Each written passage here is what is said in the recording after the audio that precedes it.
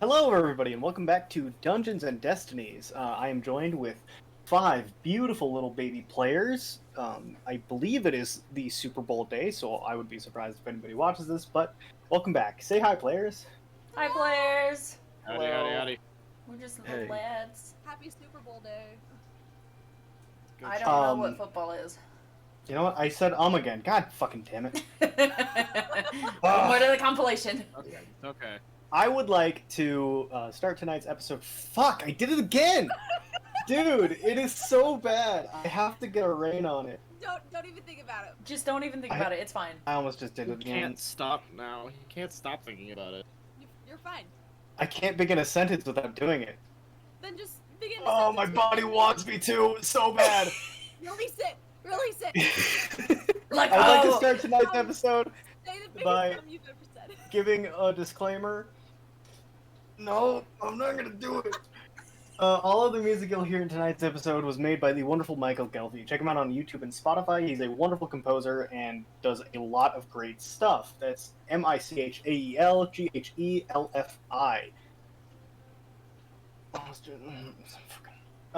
Fuck! Fuck!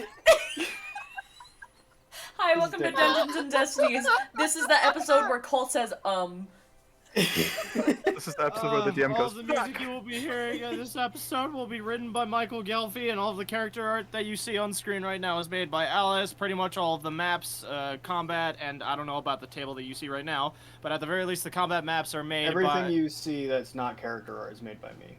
Well, yeah, that, and also the combat maps are made on FA Map Making. Yeah, check out FA Mapmaking. It's a great and wonderful tool. Normally I keep that until after, so thanks, Cade, for ruining my segue. get Kay wrecked. said once. Kay said during that. God damn it! No! Yeah, get fucked, idiot.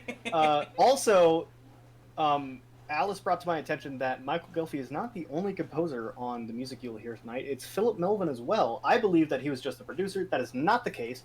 In fact, he's the main composer for a lot of the music, and Michael Gelfi does a lot of the the background and the ambiances. So definitely check them out. Okay, does anybody else have anything else to say before we start? Do you know that No one knows. your mom? Okay, so nothing of importance. Great. Hey, boot. So, welcome back to the hectic and somber, news-ridden world of Eritrea. Last we left off, our players continued a fight against a man who called himself the Prophet. It was revealed that he was the one responsible for creating the Blood Cursed. And the town, or the party fighting through him after killing him, found a variety of several different things. Bo, for instance, discovered that he has the ability to basically command other Blood Cursed. While inspecting the room, Rue found a book, one that she would have been told not to look into, but by being told that very same thing, curiosity got the better of her, and she read it. The book took part of her soul, almost half of it, and she's currently undergoing a muting of emotions. As the day drew on, the party decided to go and help find people who belonged in the town after Sybil told them, hey, a lot of these people, or one of them I found, was tied up in their house originally. Finding a multitude of people and helping them up off their feet from comatose states to being dead to some people being just a little bit starved. They began to rebuild the town of Reliquary. Luckily, the townsfolk knew how to rebuild quite a bit of it, and while the party knew that they could stay there to help for a little bit, time still presses on, and they must leave very soon. Magnus went up to one of the newly changed Blood Cursed, Captain Daniel Freewind, who, after being basically saved, thanked them for saving him and his daughter. After asking if Daniel could take them to Spectre Island, Daniel got up and went to build his ship, while Magnus and the rest of the party went back to sleep. Lothric made some very good food. I would like to add that in. And after awakening one last time, they finally had their come to Arona meeting, where all cards were on the table, mostly, and only a couple people from the town were listening in on. Afterwards, Magnus walked to the docks to find a heavily reinforced ship with a lot of certain odd things. He found what only he would recognize as a cannon.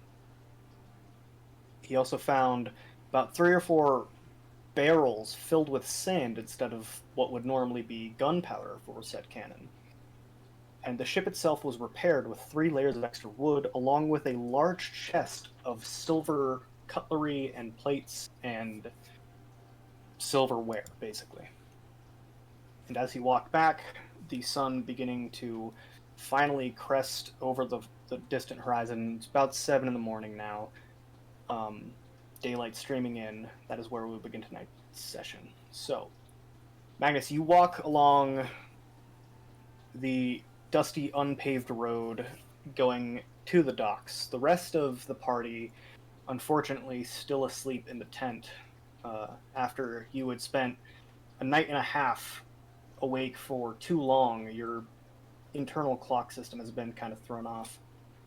And as you walk, you begin to notice a lot of the people from the town get up and start doing what would be their new normal for the next couple of weeks of repairing, getting food, looking for any more survivors, that kind of thing. And as you walk, from behind you, you hear a brisk, "Excuse me, are you the one that plays the pretty tunes?" I'm gonna turn, look over my shoulder.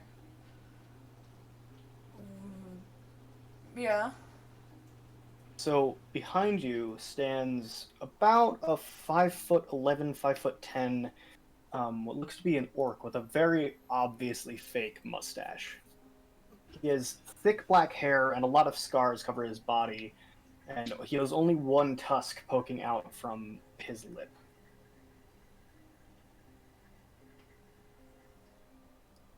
Can I help you, friend? So, at the realization that you don't recognize him, you see this orc's face immediately begin to light up, and he almost starts thrumming with excitement. He says, "Yes, what is your name?"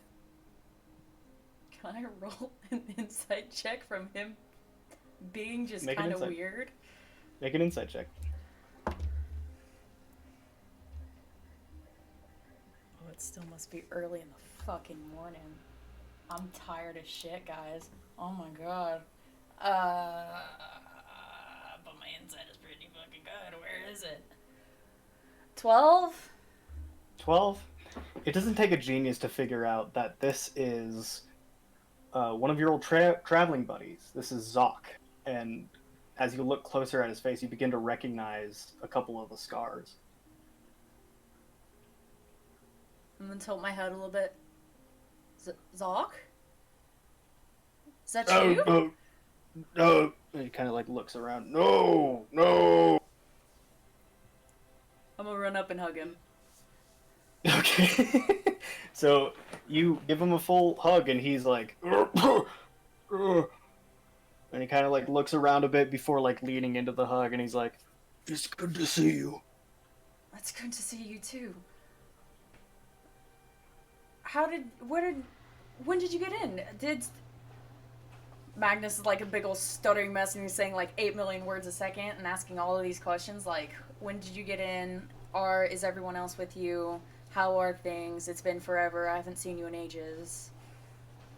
We're doing, Zaki. Sorry, As I'll he's slow trying to down. keep up with the questions. We came in about, and he kind of like looks directly into the sun. Maybe an hour ago. Well, you almost be tired then. Is head around or? You see that same faint like glint of like I don't know mischief come across his face. He's like, Zog. he's not here. Zog. I'm doing the mom stare at him with my hands on my hips. And then almost immediately you feel somebody lift you up from behind as Zoc, our head, is it? Yeah, head comes up behind you and just grabs you. Ah! I do a yell because he startled me.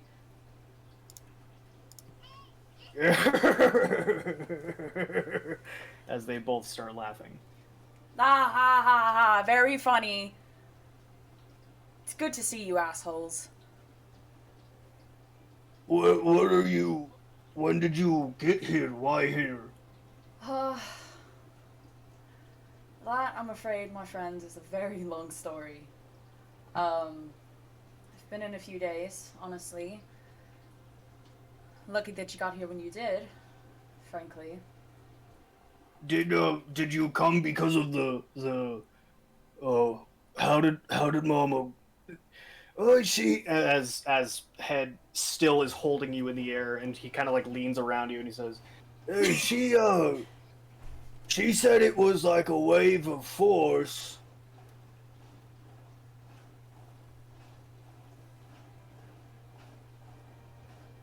Did she... Is Mama Bell around?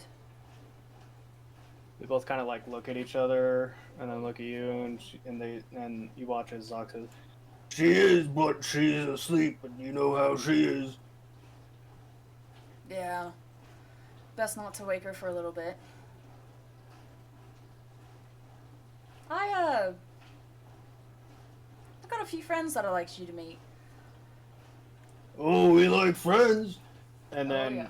as the two twin orc brothers kind of like smile at each other, you watch as a few of the residents of Reliquary still kind of like one holding like a hammer and some nails in his mouth, kind of like are walking by you and just staring because it is very, very rare to see orcs anywhere outside of Yorlheim. Let's just do a curt wave and be like, Head, you can put me down now. Oh, yeah, right. And he kind of like, he doesn't put you down with his arms, he crouches to let you down and then releases and lets you go. Do you remember when we used to wake up Electi with the big booms? That old Electi, the pretty bird? pretty bird, yes. I remember that. Zoc like kind of says that from behind. It's got a good idea for a prank to play on this. Prank for who? Prank for my friends to meet you. Oh, we like pranks. We like pranks. I'm gonna plan a small little prank for the storm with Head and Zoc. Okay. And pretty much just like wake them up in a loud boom. If that makes sense. Like, you know when somebody's sleeping and you're like, ah, the house is on fire! Oh, no, I don't do that because I'm not a psychopath. But Okay, sure. oh well. Just to be a dick. Yeah, you asshole. Alright, yeah, that makes sense. So, as you begin to lead Head and Zoc to the main encampment in the kind of the new village square, the big tent pitched over the rest of you, you watch as Head and Zoc get on both sides of the tent, and they wait for your cue to start just fucking going at it. I'm gonna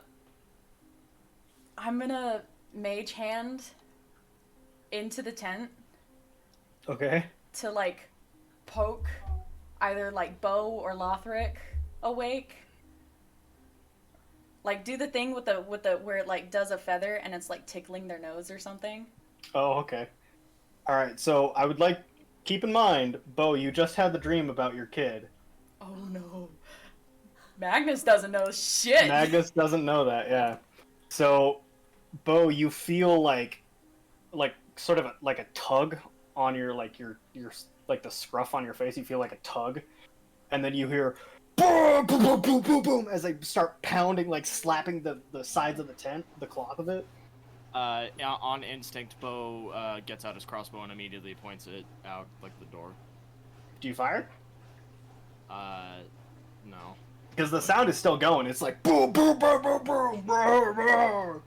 He gets up and is just like, oh god, and he gets his crossbow out from underneath his pillow and pretty much in his undies, just looks around and with his crossbow, just like, his tiny face. Are you stepping out of the tent? yeah. Okay. So as you step out of the tent, you see Magnus just like standing there, big old fucking grin on his face. As, Oh, I'm laughing my ass off. yeah, as you hear two guys just slapping the sides of the tent. It's enough. They don't listen. They keep going. Okay, guys. That's. Oh my god. Do the rest of us wake up? Oh yeah. Oh yeah. I would hope so. God damn it, Magnus is like clutching his stomach and he falls backwards on his ass, rolls over. So, Rose like- gonna like kind of start awake. She's gonna cast like Shield of Faith like immediately. All right. You Take know the what? slot.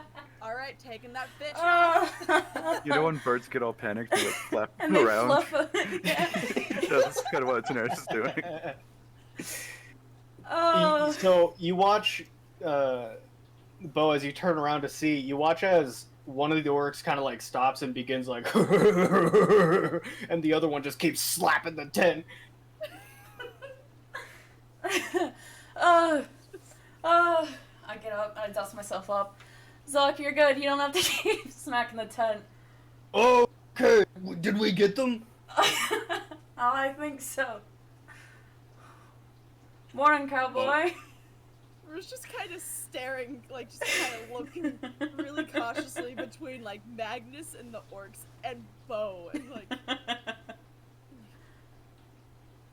good Fuck off, morning. Automatius. And Bo walks back into the tent. Daenerys marches out, and she's like, "What is the meaning of this?" Pretty bird! And they both start storming towards you. You, Daenerys, It's like screeches. you immediately feel two really buff arms like wrap around you, and Zoc just starts spinning you. Easy, Just easy, scared hawks out. easy. Oh, Put her down. Easy, gentle. pretty bird. Nut Zoc. Easy. Rue's gonna kind of like get out of the tent, seeing Daenerys be like scooped up. She's just be like, "What is happening?" You watch his head is like on the sides, like knees bent, arms out, just like yes, yes, yes. Out of No, fear, no, Daenerys no. casts wild shape and turns into a fish. So, Zoc I want spins to you. say this now. and It's a then- salmon. Yeah, a fish just like it like spills out, and he just like looks at his empty arms for a second, like. What? Head There's stops just like chanting. a fucking salmon like flopping around in front of him. Can I scoop up the fish? Be like, okay. Yes, pretty bird. Daenerys, please turn back into a bird. Like holding the fish, shaking it a little bit. Daenerys, turn into a bird. Turn into a bird. It's like grasping for air, and then turns back into Daenerys. Are you okay? Are you good? They kind of like exchange glances and then look back at Daenerys, and they're like, "The bird turned into a fish." I know, it's amazing. No shake, pretty bird. Daenerys just looks up at them, and then like shakes, dusts off her robe, and walks inside the tent. Doesn't even say anything. I'm gonna be in trouble for that later, but that was funny. I guess I'm gonna just lead into the rest of the tent, or sorry, what did you say? No, that's okay. She was just gonna say, Do you mind introducing who this is? Yeah, these are Head and Zoc. I'm gonna point to each of them. Wait, no, backwards. Head, Zoc. These... So in front of you, you see two identical twin orcs. These are some of my traveling companions from when I was in a caravan that I've told you about. Ta-da! Alright. You're just kind of gonna. Wait. We can do other things too. Get the daggers. No, let's not get the daggers. That's not for morning, and they're gone. So, Head and Zog immediately both just bolt into the town. Damn it. Bo at this point has gotten dressed and got his pack and everything, and just walks out, and he just walks off, going towards I guess whatever building is still being built, and making sure it's being constructed properly. And Magnus, actually no, I guess all you hear him mention something about a kid. Oh, just like he's grumbling to himself, or? Yeah. Oh, okay. Okay, so there's still about 3/4 of the town that needs rebuilding. The outskirts of the town, like you guys saw as you walked through, weren't really as destroyed as the inner. And nobody's really gone into the inner portion of the town just yet. They're still kind of trying to decide how to approach that from just like a emotional point of view. The buildings that have been destroyed were used to help create the walls, and a lot of the logging industry around Reliquary was also used to create the walls. So as you approach, you see that there are a lot of complications with these buildings. A lot of them will need to be torn down and rebuilt from scratch. Like entire support beams are missing, or planks have just been cut straight down the middle, that kind of thing. Bo's just trying to distract himself. He's upset. Okay. Whoa. Poor boy. Can I go try to find the tent that the caravan is set up? Yeah, sure. I'm It gonna go doesn't do that. take you long because you hear Head and Zoc fighting over which one gets to do the dagger trick. As you kind of like wander through the empty streets, the sounds. The day begins to get later. It's probably around 8 now, and the sounds of people working on the town begin to overtake most of everything. But there's still two orcs shouting, and it's very loud.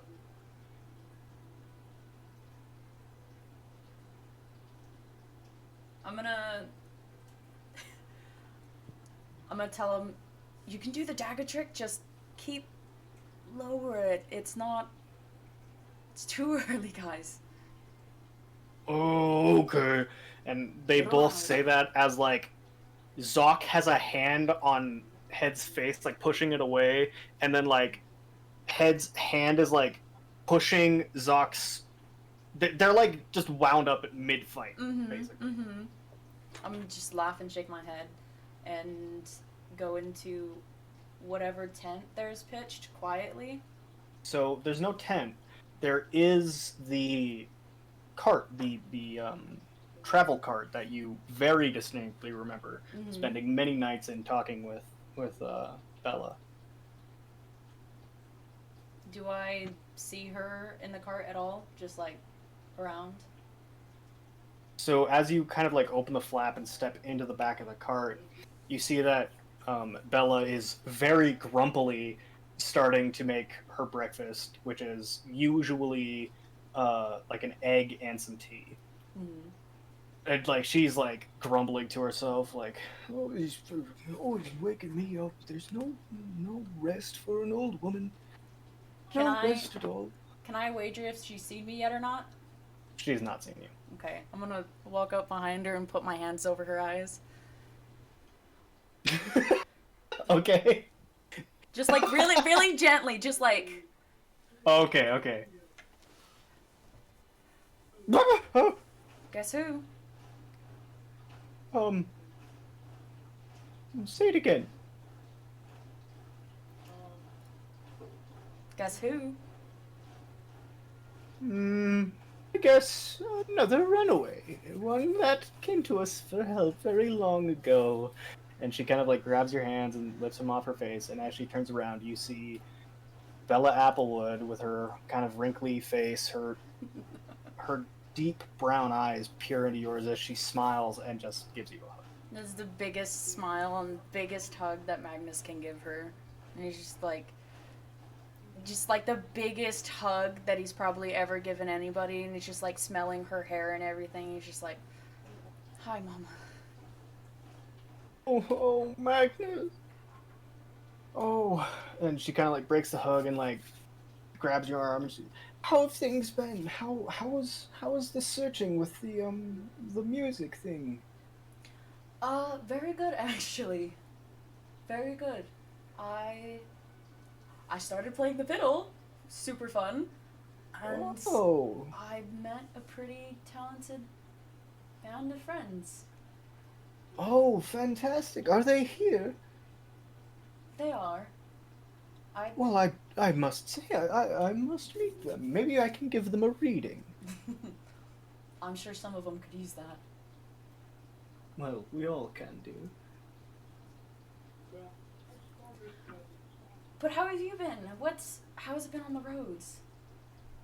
Oh, it's the same as ever. Head and Zoc drive me crazy. The occasional pickup, or, one that wants to disappear. Mm-hmm.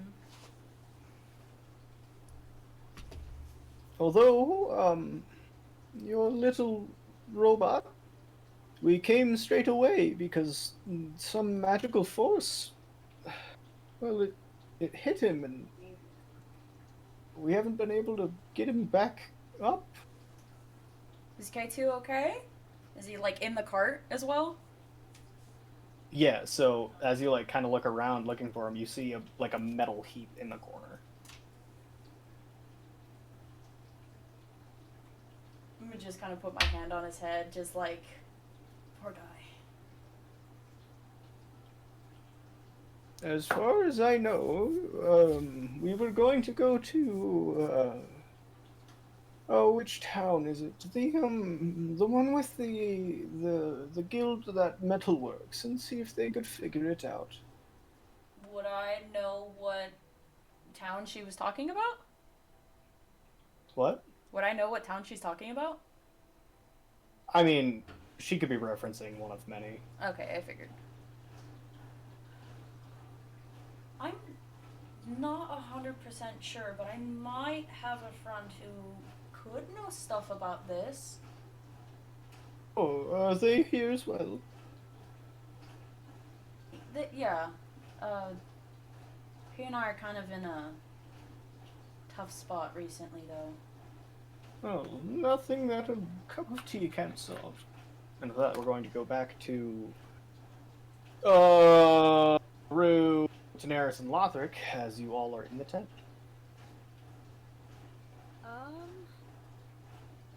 Rue's kind of just gonna pick up her stuff, get ready to go, kind of like not saying much to anybody else before kind of setting off into town, kind of following Bo. Okay. Daenerys is like, oh sorry. Daenerys No, is go like ahead.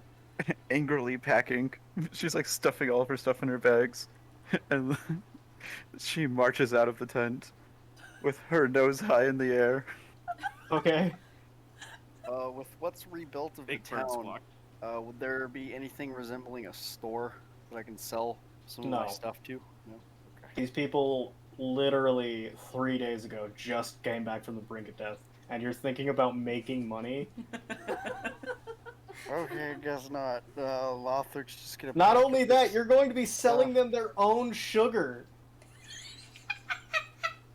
Oh yeah, Cole, at some point I would like to say that I've pretty much just given all that back. Well, I don't know if you can do that because you don't have it.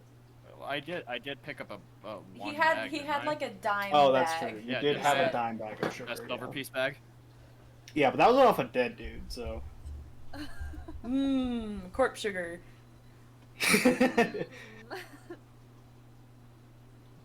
All right. So, what are you doing, Daenerys and Lothric? I remember Daenerys is marching out. Are you going in a direction? Are you going to try to help anything while you wait for a couple more hours to pass? Yeah, she'll probably like just look around to see if there's anything she can do to help people. Um, like do a survey one last time, make sure we didn't miss anything. Okay. And what are you Uh, doing, Lothric? I'm just gonna go to the shipyard and see if I can help in any Yeah, way. 100%. There are still like 6 or 7 more ships that need help rebuilding. All right, then I will start rebuilding some of the ships or helping in that at least. Okay. So Daenerys, roll a perception check, and Lothric make a performance check. Okay. Maybe. Hang on. Actually, just I don't know what that would be. Um, Give me just like a strength roll. Got a 16 on that strength roll. Okay, so you do help quite a bit. One of the ships is probably seaworthy now, although it might sink later on. Nah. And I got a 13. A 13? Hmm. So you don't really catch anything out of the ordinary. There's nothing here that you haven't seen a dozen times. Is there anything else that she can help with? Probably not at this point. Okay, then she'll go to the docks with Lothric and help there. Okay.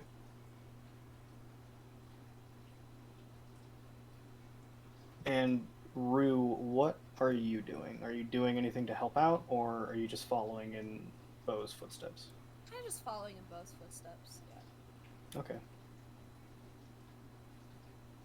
So that will go back to Magnus and Bella in the cart, as she kind of like pours a bit of some tea into a cup and hands it to you. It's not boiling. It's like mildly warm, which is how she likes it, but nobody else likes it.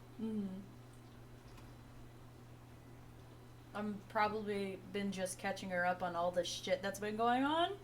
Like, everything. Big old giant anxious info dump. Be like, yeah, so we went and met the king. That was anxious. Daenerys found out that I was an Otomatius. And then we ended up fighting these big black ooze monsters that were really scary. And then we fought a dude that was on fire. And that's when we went to the king. And then, and yada yada yada and everything. And then I'm telling her about like everybody in the storm. Daenerys, how she's like a princess. And Lothric, how he's like this really cool big beefy dude who like is really good in a fight, but like is kind of quiet to himself. But that's okay because he's just on his own. And then Bo's kind of a hothead, but he's still also really cool. And he's also a big old beefy dude. And they're all super cool and pretty. And then he's gonna start talking about Rue and how she's super cute and pretty. And then like how they just recently saved this town from whatever. And yeah, just big ol' info dump. Oh, my, you've been through quite a bit. Tell me, and sorry, I can't quite remember. You're going to go to Spectre Island. Yes, ma'am? She kind of like reaches across and grabs your hand. She says, "Are you sure you want to do that? It's very dangerous."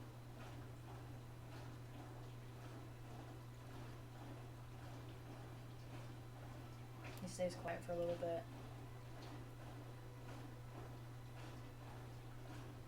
Honestly, I don't know. We've got ourselves tied up in these different things, and something big is going on. That's no denial. Remember what I said. I said that things were going to change, and change they have. Change they will.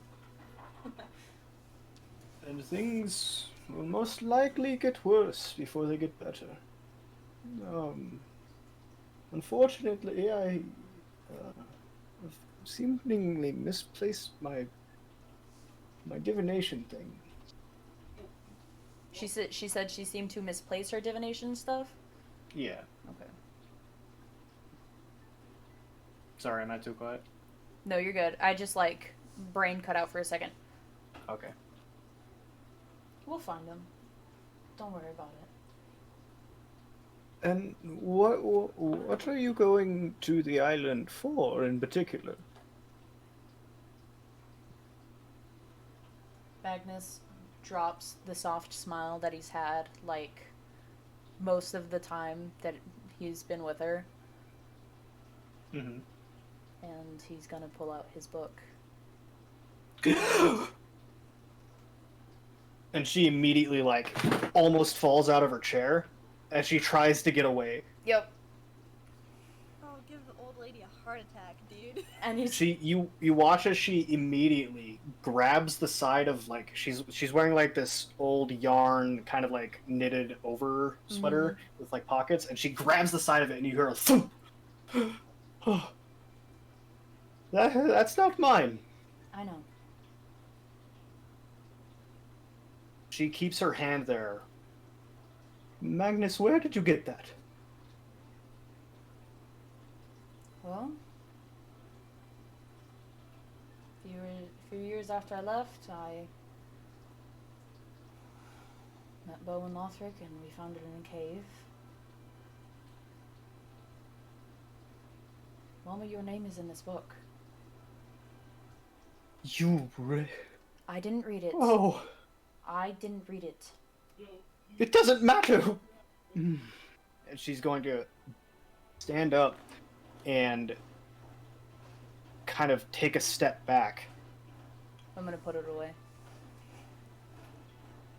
Who read the book? Oh, Oh. Oh, it's one of your friends. One of your.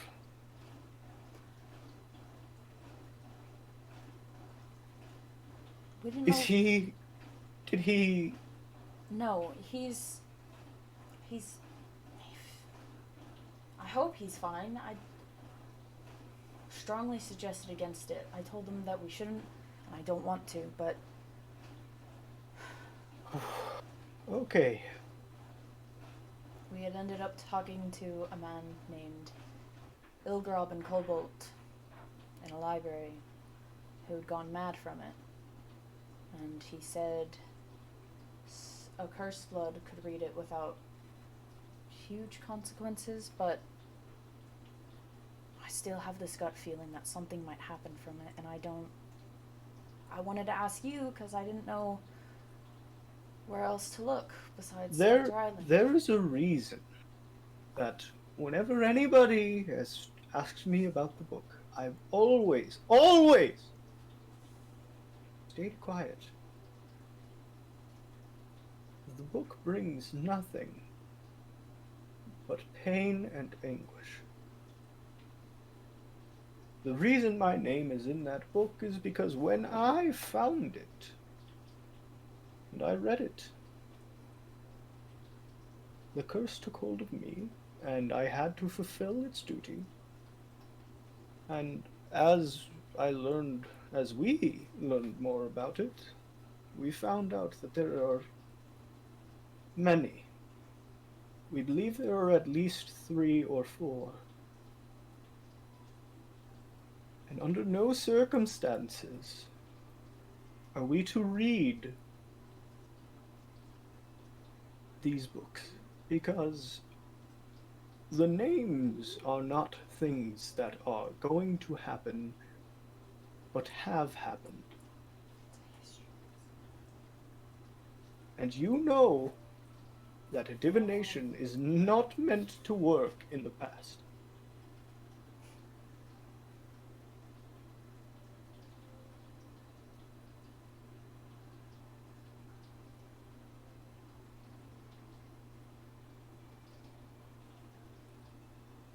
Hello?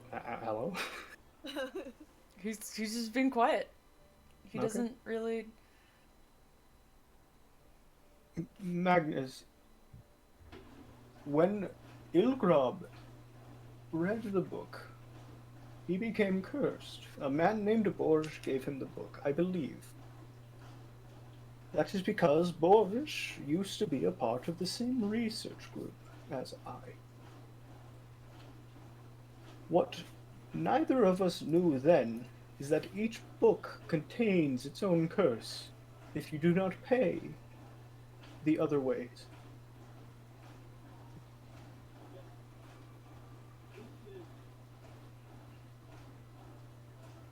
Be very careful. For me, it was being forced to do something. And for many others, it's been other things. Can you tell me what was in your book? Because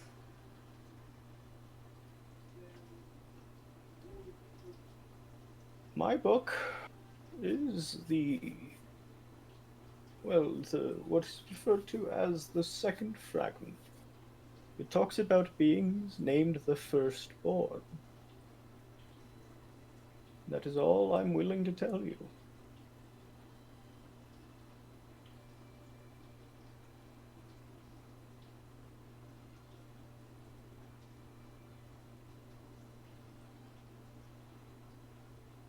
did you know that Salazar had his name in the book before we met? She kind of like purses her lip and looks down. She says, "Yes, he was one of a few of us. And if you're looking for answers to the book, that means you're going to seek Fiogen, right? You know, it's Be very careful with him. how so?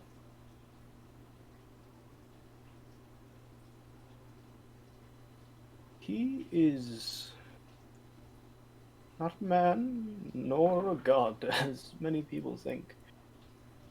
But he's definitely something in between.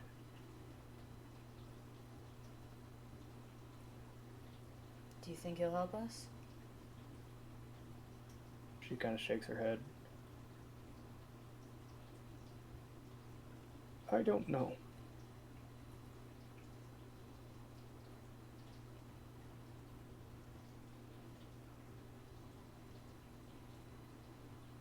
What I can tell you is, and as she's holding her book, she puts her other hand on it and she says, you should never let two books be in close proximity to another for any extended period of time. Because scoot away. because the enchantment on them recognizes each other, and it will reposition itself somewhere in the world where it knows it will find the most use. Whatever it is, it's old and ancient magic.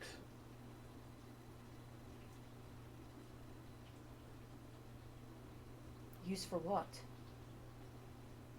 That's the question we've been trying to answer. Of course it Or is. we're trying to answer.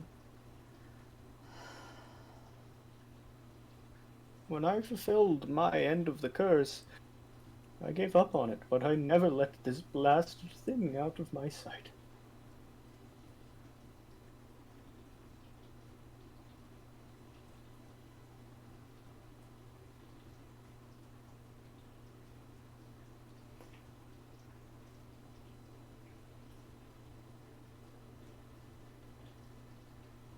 Did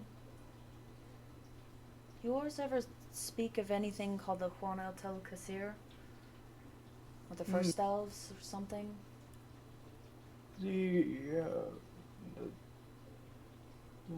No, that ring, not to my knowledge, no. Okay. That's what was in the book Ilgrub had, so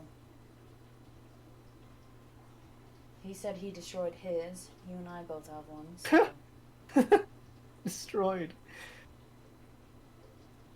You can't destroy the book. Let me guess, it just magics its way someone else's asshole. She nods. Of course it does.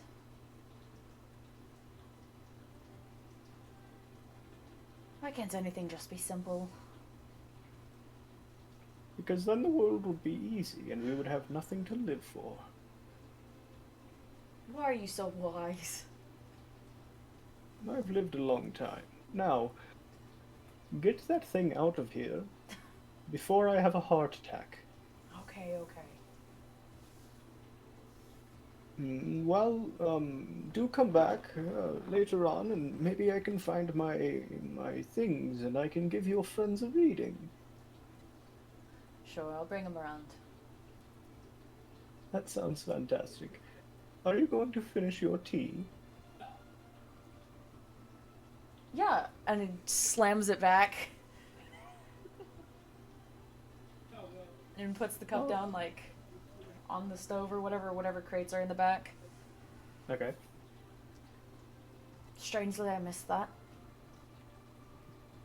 Yes, I quite like it. And she takes another sip, and then kind of like turns around and starts sifting through her things. I'm gonna get up, get out of the cart, and I guess go to find the storm and see what they're doing, or see if I can go help whoever else before we leave. I'd love to. All right, so Magnus, you start back towards the main center of the camp. While you are doing that, about another half hour passes. You all are each doing individual things, and as you kind of come to the finish of that, Bo, what are you doing as you kind of just zone out? Gritting my teeth and going back to the main camp. Okay. Tanaris and Lothric and Rue, what are you all doing?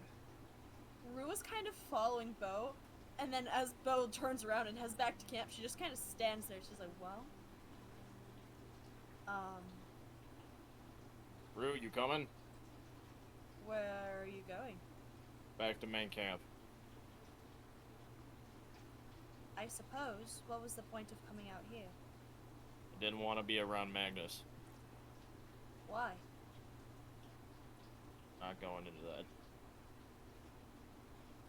I'm just gonna blink and like, just kind of stare for a minute before just walking behind him and just following him around. Okay. Daenerys and Lothric, what are you two doing?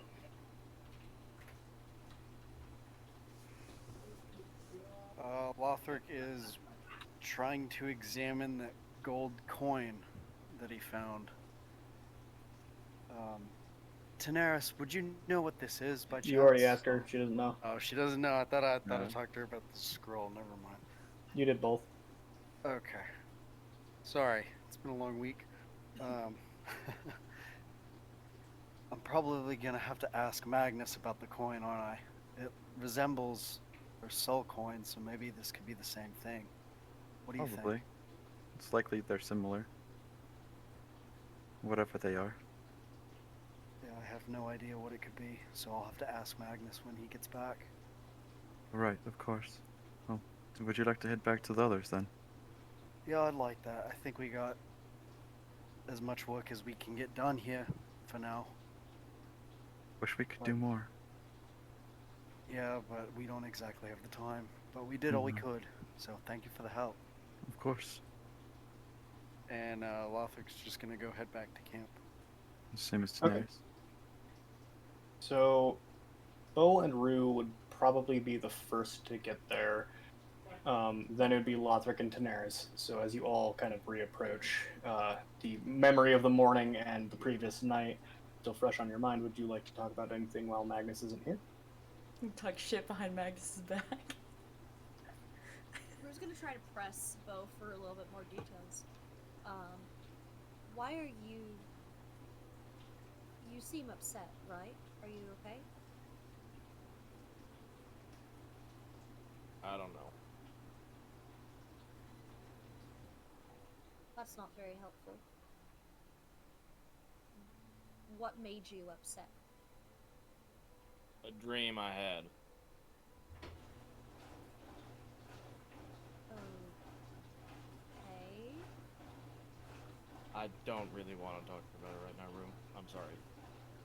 I'm just upset at Magnus for waking me up from it. And especially like that. Rue kind of nods and kind of backs away a little bit. Thank you for checking up on me, though. By the way, for the love of Verona, what the hell's going on with you? What do you mean? You used to be a lot more expressive. You seem off. Rue kind of... She stares for like just a second, and then she kind of like gives what she kind of is an attempt of a reassuring smile. However, Bo takes that. Roll a performance check. Fucking, oh, I've never rolled a performance check before. Do I have anything on that? Your performance is, wow, that's pretty good. I know, right? What was that? 15. It's a pretty convincing, reassuring smile. Could I roll like an insight? Are you trying to be insightful here? Yeah. Then yeah. Well, that's a 2, so fuck me then. Bo's still You mad are at Magnus. Convinced that I am okie dokie. Anyway, she gives that reassuring smile, and she's like, "I'm just anxious to get, traveling once again. That's all." Aren't all of us? I'm gonna do something. We're never gonna talk about it. And after Bo says that, he gives Rue a hug and just says, "Thank you." What normally would be nice, warm, cuddly feelings is muted. That's right. I know. I know. I know. I more than anything did that to torture Zoe. Motherfucker.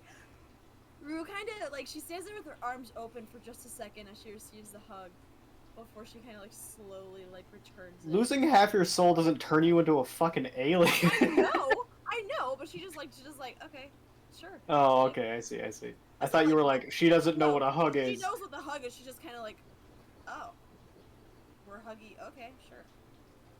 So she kind of hugs back after just a moment of like hesitation. Okay. Fuck yeah, I finally hugged all the storm. So, at that, Magnus, you kind of come back, and at your heels, the 4 of you watch as 2 identical twin orcs Oh, damn it. have 2, like, they're juggling daggers, and they're passing the daggers as they juggle to one another, almost in, like, this perfect infinity loop, and it's incredibly, like, you can tell that they're very skilled. Magnus is just like walking I like through it them as better. they're walking, just like nonchalant. I like them better now. It's normal to Better. him. Daenerys gets up and hides behind Lothric. Rue just stares. In all my years, I've never seen anything quite like that. Well, it would have been much better, but Magnus said that we couldn't do the fire thing, so we chose this. Please, no fire thing. While you're here, no fire thing. You don't need to set fire to another forest. People like entertainment. It's in our blood. Sorry. I know. Anyways, I'm gonna turn to the storm. Very appreciated. As they're doing it, a crowd begins to gather around you. Anyways, I'm gonna turn to the storm, let Head and Zoc do their thing, be like, sorry for this morning. I was trying to lighten things after yesterday and everything. So, I'm sorry you got sick in Daenerys. It's quite fine. Just tell your friends not to do that again, please. They've been warned. Hopefully, I can't make any promises, but hopefully they don't do it again. Or as hard. Yes, hopefully. Magnus said that if we weren't gonna do it again, then we would be better. So we're gonna try to be better. Well, I'm very grateful. Thank you. You're fine. Thank you for the entertainment. Oh, can we stop now? And they both stop, and all the daggers just. Oh God! Daenerys is fully hidden behind Lothric. That didn't hit anyone, did it? No, it landed in the dirt. All of them tipped down. That is Still- ridiculously impressive. Still impressive, right? That's, you know. Anyways, I actually, if you guys wouldn't mind, I have one more person for us to meet, and I think it would be kind of beneficial for any questions anyone might have about the books. And I'm like You have gonna my say attention. books on the lower side.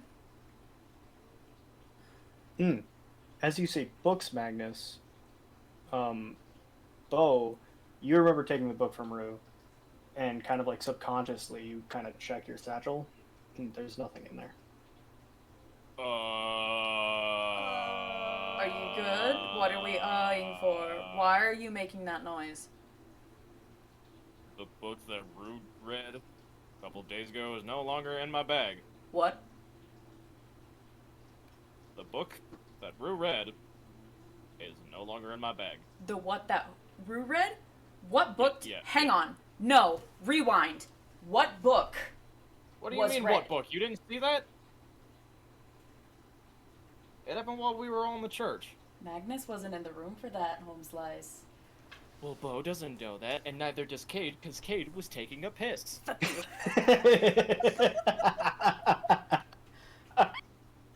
Hang on. Hang on. Hang on. Hang on. Wait.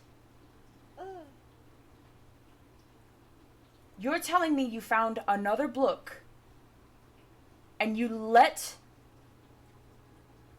one of us, Rue of all people, read it? Whoa, whoa, whoa. Kind of like be Don't standing you- off to the side, kind of like trying not to listen. Don't you get all high and mighty with me. I did not let her read that book. Oh, She don't- read that book of her own volition. I didn't know what it was. Now get off my back.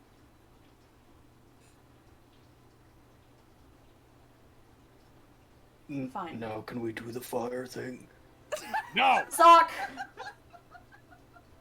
No fire, please. Okay. Thank you. I love you, buddy, but no fire. He kind of just nods and begins picking up the dagger.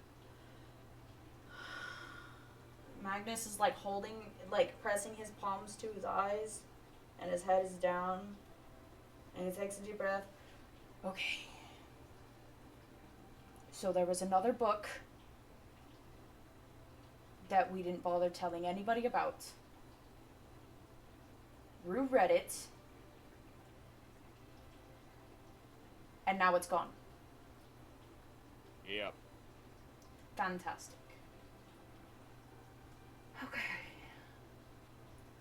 Mama's gonna kill me. Can She's gonna kill me. can Rue Rue doesn't have it, right? No, Rue does not have it. Okay. Mama? Magnus isn't listening to you. He's kind of just like pacing to himself and mumbling about his mom going to kill him. Rue kind of like perks up. She literally just said, Just, like, not to looking fucking. over. And then I. Did you mention? Did I hear you mention your mom? Oh, right. One more person to meet from my. And he's doing the finger guns, and he's like. He has a oh dear God face on his face. One more person to meet from my, caravan that I, let's go. And he just turns around and starts walking. He's trying really hard not to be mad about the book thing, but you can tell it's not like... He's just walking. Okay. Rue's kind of just gonna follow. She's gonna follow. Okay. Lothric, one of the two twins, you don't know which one, kind of walks up to you and kind of like just stares straight at your chest. He's like, I could see myself in your armor. You got some big titties there, lad. God. Fuck, I can't act with this shit. Well, I do try to keep it somewhat shiny. You like it? It's kind of distracting. Do you ever like angle yourself in a fight to kind of like blind the? Is that what it's for? No, it's not It's like head. that. It's definitely head because Zoc would just be staring. I just take really good care of my gear because it could save my life one day. Well, you know, if you didn't take care of it, it probably would do the same thing anyway.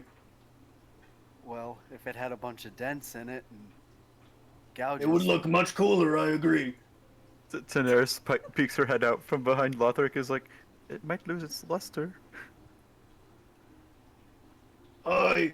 That's a big word. She falls back behind Lothric. Still head. Well, he kind of I like appreciate just- the compliment.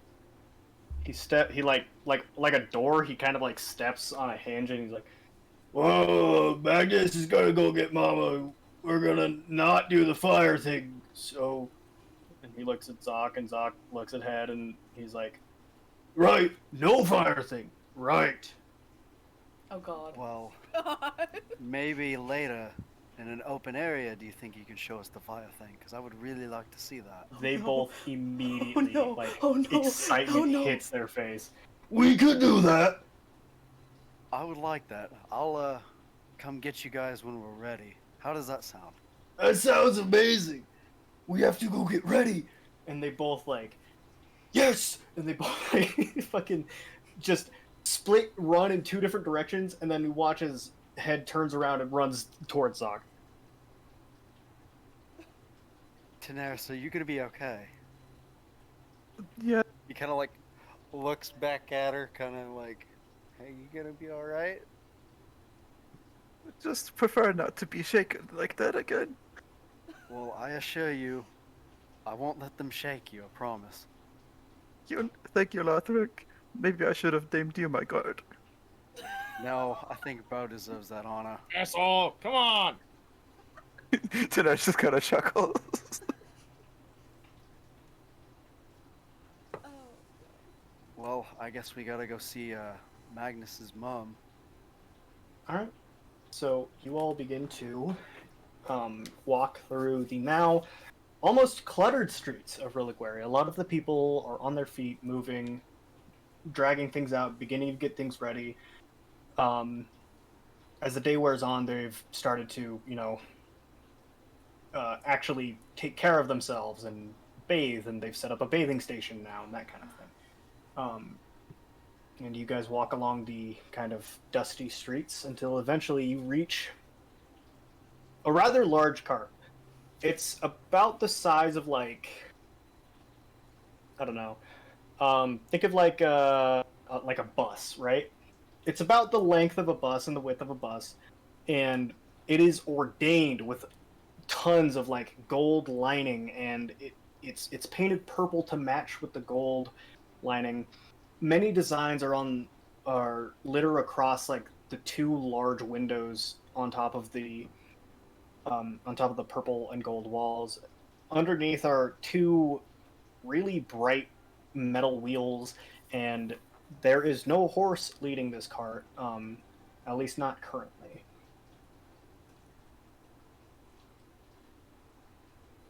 Magnus is like in the cart, and it's shaking slightly, and he's just helping his mom get her like stuff together and help her find her divination stuff, and be like, "Where did you leave it? Mama, I don't know where you put your mirror. I wasn't here for that." Just open your eyes and look more. I'm As you hear, looking. like, Mama, it's fine. You don't need the mirror. I'll find. the mirror has special power. Just find the mirror. Okay. And he gets out of the cart and he like starts just he's not even really paying attention. He's just like gypsy brain turned on, and he's just like pulling in one of the crates that's on the side. He's just like searching through it, and it's almost like a magic trick where he's pulling silks after silk after Yeah. silk after silk, and there's a big old pile of it on the floor. Are you sure you even packed it? Oh, I found it. It was under the table. Oh, And she finishes setting up, and who would be closest to the cart to where they could see into the open like back flap? Rue was the first one that went, wasn't it? Yeah, Rue was the first Okay. one that like followed, so she was behind Magnus. So Rue, you kind of like as you peer into the tent, you see this like dark interior. There seems to be an endless amount of like crates and boxes stacked in precarious locations filled with God knows what. But in the middle is this old woman with a nice purple yarn, old knitted like sweater, and there is a square table in front of her, and she's wearing this jewelry headpiece. It's comprised of many different beads and chains and jewels that go all the way and wrap around to the back of her head. And sitting in front of her is a mirror on this table, and it is an illustrious mirror. It's polished to perfection, and the like the mirror outside the rim. What would that be called? Like a frame? Yeah, The the frame? mirror frame. The frame itself is a very well kept wooden frame. It's not ordained in any manner, but it looks very good. Okay. And there are purple curtains that kind of like hang in front of the four windows, two on either side, and there's this faint smell of half brewed tea and kind of incense wafting out of it. Almost comforting in a sense. Okay. Rue kind of she steps in, or she takes like at least one step, Mhm. halfway in, halfway out. She kind of observes the surroundings before she says, "The inside of your cart is beautiful." Oh, oh, thank you. It's not much, but I do try to keep it. She kind of like looks around. Well, I don't try to keep it organized, but I like to think I do. Shortly after Bo walks in. Rue, Okay. this is Bella Applewood. This is... Oh, Magnus was right about you. And she takes your hand, Rue, and she like kind of shakes it. And she says, "You are incredibly beautiful." Mama! And he just like covers his head. He just covers his face and looks. He just covers his Oh face my and looks god, down. she's so beautiful! You know the girl you have a crush on, sweetheart? Oh my Fuck. goodness! And this is Bo. Mama Belle. Oh, yes, very strong indeed. Bo, this is Bella Applewood. She's the woman that raised me. I'm just Uh-oh. gonna kind of like grab his arm, push him towards her, and just quietly to myself. God damn it, Mom, Mother, I'm fucking. And he walks out the door. Bo sticks out his gloved hand and just says, "Nice to meet you, ma'am." She kind of like looks at the hand with a glove on it, and then looks at you still wearing your hat, and she says, Right, but not one for manners, I see. Oh, my apologies, miss. And he takes off his. It's fine, it's fine. He takes off his hat and his gloves, and you guys see. You guys see incredibly cut up and scarred hands, and he holds out his hand again to her. she takes it and she says, You should have seen Magnus when he first joined. Let me tell you, the amount of times he tried to take my underwear instead of his own. Sorry, what? I'm going to go drown That's a myself story in a for river. another time, Magnus dear. kind of like glances over at Magnus. He's Is that so? so. Oh, Magnus's skin is the darkest you've ever seen it. It's like so pitch black, and he's just like, I'm gonna go drown myself in a river. Is that Magnus's version of blushing? Yeah, Don't do that, glow stick. You're gonna die. that's the plan. He just lays down in the dirt, and he's just looking at the sky, and he's just like, What did I think was gonna happen? I don't.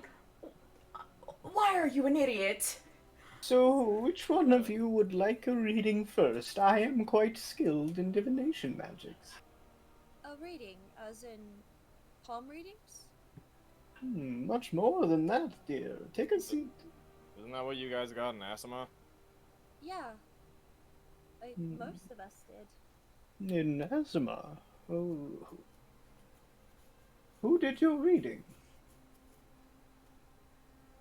It started with the G. Why do I remember Edmund and not her name? Edmund! Cordova. Cordova. If I'm thinking Geneva. Geneva Convention. It was someone named Cordova? You mean that old hag? Cordova, Cordova. Oh, let me tell you a thing about her. There we Yo, go. she thinks she's all that just because she has a celestial on her chain and link. Oh, that bat witch. Oh, you. She thinks that What the hell do you mean? it doesn't matter. Oh, she thinks she's all that. Oh, let me tell you, when she gives you a reading, did you know that it looks into every possible timeline, not just this one? Timeline? No, I What? There don't we go. happen to know that. Divination Daenerys magic is walks a in. very specific sort of art. It when you do it the way Cordova does it, it's less foggy. For me, you know, when you look into the future, things can be wrong. You can instead look at what you're going to buy that week instead of, oh, who your true love is, for instance. But Cordova chooses to use the celestial hound she chained and look into the clear future of what she wants to see, but it's not just this one, it's every possible future. Futures aren't set in stone, you know. Oh, I'm real glad I didn't go there with you guys. That's comforting to hear. She gave me some unnerving news, I believe. Oh, of course she did! That old bat can't tell from left from right. By now, My Magnus is sitting on seem the. to give her a piece of my mind. By now, Oh Magnus my is sitting on god, the steps. the and old motioning lady over Lothric. rivalry. Oh, you have no idea. They've. You lead her on, she'll go on a tangent. Hours. In that case, I'm glad that we are here with you instead. And she kind of just small smiles. Dear. No. No. She kind of like pats your hand. You do not need to be glad. Take a seat. Let me do a reading for you. It is the least I can do ever since I heard that Magnus so ruefully woke you up. It was I'm supposed to be Nod, she just funny. sits down. It was just a laugh. It was not.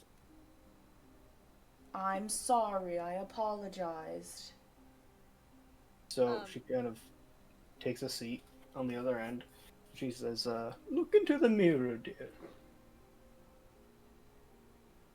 Is the mirror like in front of her or like to the side? It's on the table, like laying Oh. flat. Okay, so Rue looks down into the mirror and looks at herself. Alright, focus on your nose, please. And she does so. And now focus on your leftmost ear. Okay, and she does that as well. She leads you on through like 2 more facial features before she takes her hands. You're still, as you're focusing, she takes her hands and begins swirling them around the mirror. And you watch as the mirror starts almost like liquid silver or mercury. It begins to bend and turn into this whirlpool. And as it does so, your face begins to warp into a different new image, different colors, different ideas. And she stops rotating her hands and she goes, oh, all right, let's see. and the whirlpool kind of settles down, and as it's still kind of like the last remnants are spinning, you see in front of you, let me pull it up really quick, Okay. you see, Rue specifically, a village you recognize in very clear detail. Not like it was when you left, but very similar. Nobody exists or is walking around, but the buildings are all the same.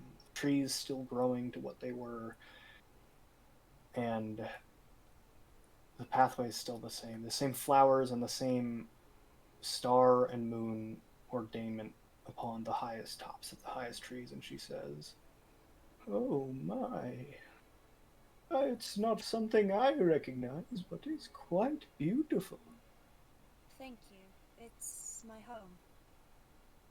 "Oh, that means that you will be going home soon, dear." Rue looks up from the mirror. The image vanishes.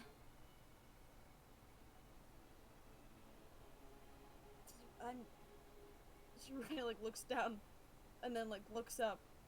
I apologize. I don't plan on going home. It's quite a ways.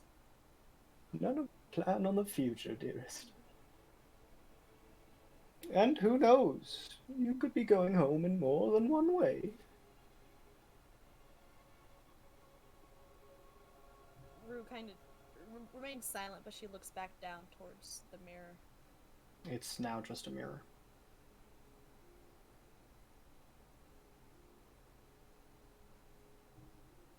Oh, well, thank you. Of course. Better than anything that Witch Cordova did, I guarantee it. I'm here for the old lady rivalry, honestly. This is what I come to Cole's campaign for. And then she kind of like looks to you, Bo, and she says, "Really, please remove your hat." I already did. Oh, I thought you kind of like tipped it to her. Sorry. No, when she said that, I said I took off my hat and my Oh, gloves. sorry. I only heard the glove part, my bad. You're okay. So she says, "Take a seat." Rue gets up and gets out of his way. Rue, would you be willing to hold these?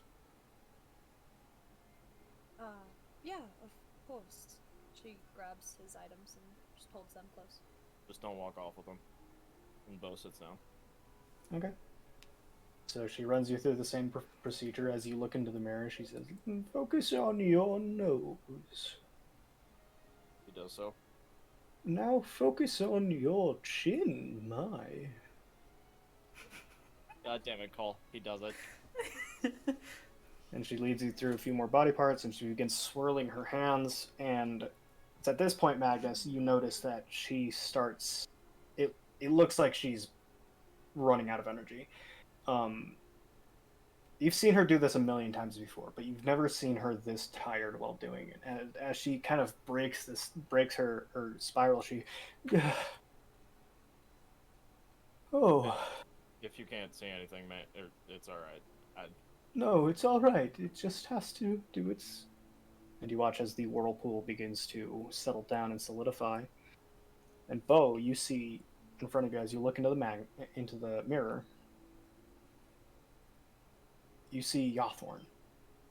You see the tall walls of Yawthorn, and standing outside of it, a man's back, and there's a little girl by his side. You don't recognize the man, but you do know that that little girl is the same girl you saw in your dream.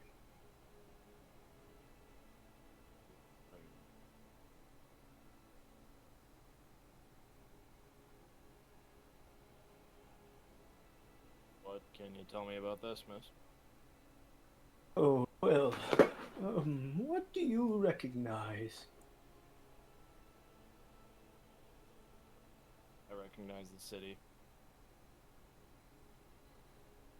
Well, it could be a possible time where you will be entering the city. What about the two figures in the front here? Any personal meaning?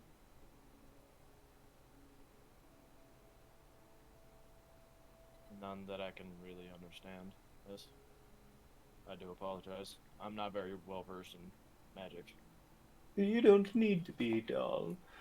And she kind of like looks over them and she says, well, the young one could symbolize a childhood friend or maybe a child in your future. Are you betrothed?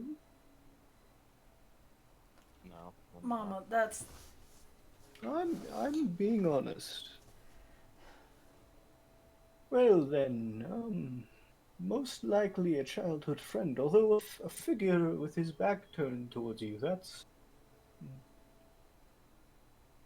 a man or someone with dark intentions, maybe, or maybe they do not abide by the law. It's difficult to say without clarity on your end. Maybe we can do this again. maybe at a later date. Of course, of course.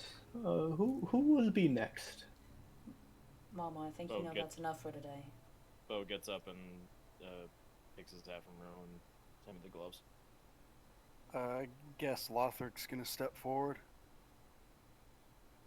Think I can do one more. She kind of readjusts in her seat and she says, Magnus, will you make me some tea? He gets up. He trades places with Bo almost, and goes behind her to the little like small stove that they have. It does produce flame and everything, and makes her tea. Okay. Mama, be sure Lothric. about this. I feel well enough to do one more, I'm sure. If you say so. Do you sit, Lothric? Yes. Okay. Look into the mirror. He does so. Focus on your nose.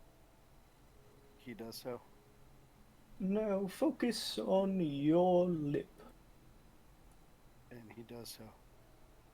And she guides you through a few more, and as she begins swirling, Bo and Rue, as you two look, and probably Tanaris as well, you can see that she's taking a lot more effort now. It looks like she's almost dragging a paddle through water as she. Magnus is sitting behind her as he puts down her teacup. And you watch as the mirror begins to shift into this spinning reflection, and your face begins to change into different colors. And as the whirlpool mixes in, she goes, "God, oh, thank you, Magnus." And the mirror begins to settle down, and what you see, Lothric, is open waves, water cresting over each other, and on the horizon, a dense, thick fog obscures whatever lies beyond, and above in the sky, far away, thick black storm clouds as lightning runs through them, lights flashing, and almost all at once, the scene grows dark, and the fog begins to clear, and rain begins to pour, and the waves begin to thrash into turmoil. And she says, "Oh my, does this ring any bells for you?" Doesn't seem familiar at all. Oh, it could be inner turmoil, or... She kind of stops and looks at Magnus. You did not tell me you were all going.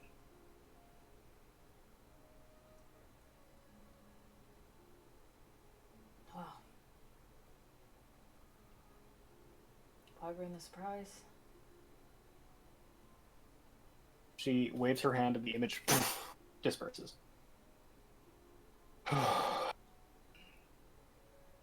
I cannot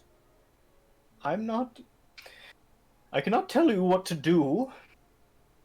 anymore. But think very carefully about where you are headed. The endeavor you are all about to take a trek on, I believe, as she points at the mirror, is far more dangerous than you'll ever be able to anticipate.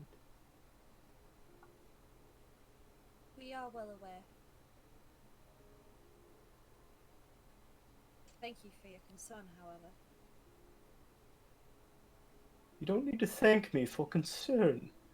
What you should thank me for is trying to save your own skin.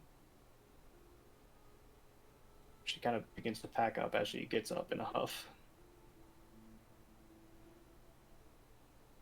Thank you kindly, miss. And Bo walks off. I kind of look a little confused as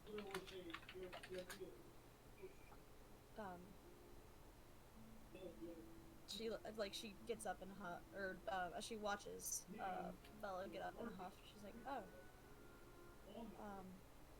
thank you again for the reading, though.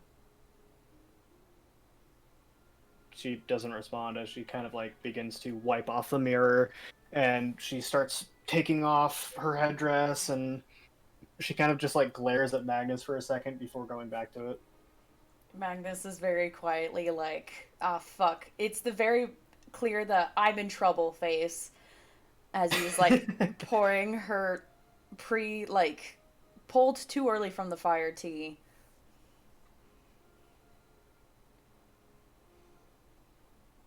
I guess Alright. Walter gets up, silently bows, and exits the cart. Rue follows him out. Daenerys, would you like to do anything while you're here? Daenerys approaches Bella. I never really got to introduce myself. I'm Daenerys, and she kind of does a curtsy. Oh yes, Magnus told me about you. The one that's very intelligent, right? She kind of like flusters a little bit. Not, I mean, you could say Oh, that. no need to be modest. Tell me, are you a friend of Electes? Elected. She kind of like scrambles through her papers looking for the letter that mentioned his name. I was told his name. I was to look for him. Oh, might I ask why? See, we haven't had contact with him for a very long time. The houses are quite worried. Oh, that's interesting. He always said that he was regularly corresponding, but that was, oh, I don't know, maybe 4 years ago? Could you tell me about him? I don't really know much. Well, oh, he was only with us for a short time, but I believe he's of one of the noble houses. That's what he said. Do I know DM? You don't. Okay. In fact, you've never heard of an electee from a noble house. Who told me about them? About electee? Yes. No one. You No got a one. letter saying, look for this guy, he's missing. And it was just anonymous? It was from, let me pull it up really quick. Was it Varus? It was Keshid. Yeah. Okay. Yeah, he said, Electi seems to have disappeared and all correspondence has ceased. If you should find him or anything about him, please let us know as soon as possible. Do you want me to resend you the letter? Yes, please. I don't have it on my list. There you go. Oh, Magnus, do you remember? He was. Oh.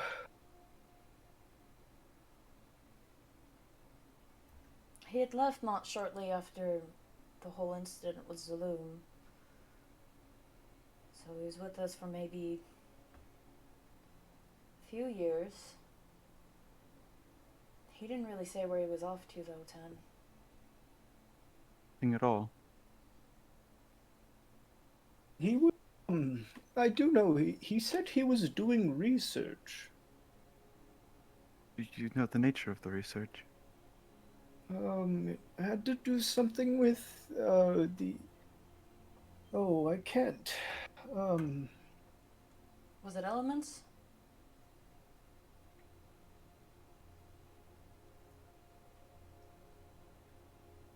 yes, that sounds right. He was looking into research from another Aarakocra. Uh, Vince? Would that be his name? yes, actually. Do you know him? That's my father. Oh, well, it's a small world, isn't it? It sure is. King Drathian. No longer with us. Oh, I'm terribly sorry. And Daenerys is like, I'm actually here on my own research, and she scrambles through her bag a little bit and finds the scroll. Um, I found this in our library, and I was sent here by my brother Varus to find answers about it, but to Do no you avail so far. do you unroll it? Yeah, she'll unroll it. Okay. Oh dear God. She looks at the scroll for half a second before her eyes get wide. Where did you find that? The great libraries of Arathia. You are positively certain. I don't know where it was prior. There were no records of it in our uh, itinerary. Would you mind if I? And she holds out her hand. Not at all. She hands it over. As she takes it, you watch as she kind of reaches into one of her pockets and pulls out a pair of glasses and says, This is quite the complicated spell. A spell? It's a spell? I'm gonna lean There's over a- to Daenerys. She used to specialize in spellcrafts. She used to be There's quite the scholar. There's a spell on it, remember, that makes it impossible to read. Right, right. So she says, Oh, quite old. Very simple in its craft. And she takes her hand and like makes like a claw with her thumb and middle finger and pointer finger and hits 3 points on the page and then twists, and you watch as the spell shimmers away. And all that's left is what you transcribed, Daenerys. Nothing else at all. No, it's now legible and readable. And she says, Oh, that's quite troubling indeed. I can understand why you're doing research, but unfortunately, I don't think let me 1 sec. I have to pull up the fucking scroll and read it to see if she would know anything about it.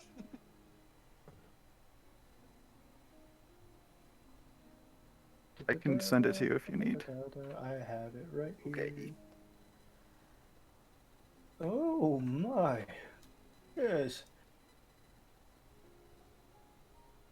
The children.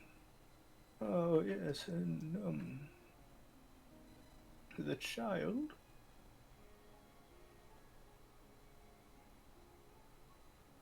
She kind of like straightens up, and you watch as her hand goes limp and she goes pale, and the scroll drops to the ground, Mama Val.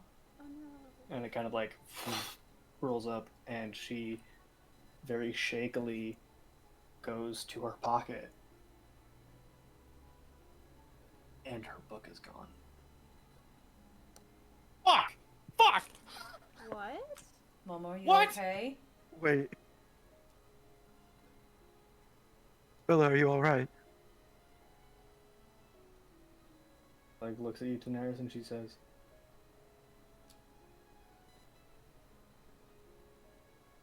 she doesn't say anything.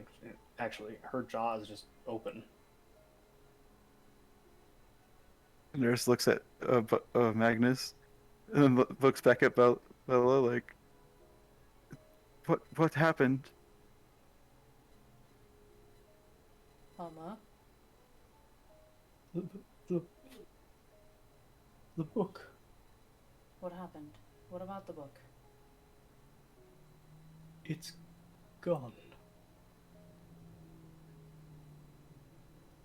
Can I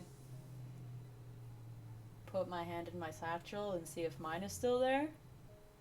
Yours is still there. Okay. Magnus, Yes, ma'am. did you leave your book in your tent like I told you to? She didn't tell me to do that, Cole! She didn't have to say it. Fuck me! Her as a character wouldn't have told you explicitly. Yeah, I know, it's fucking...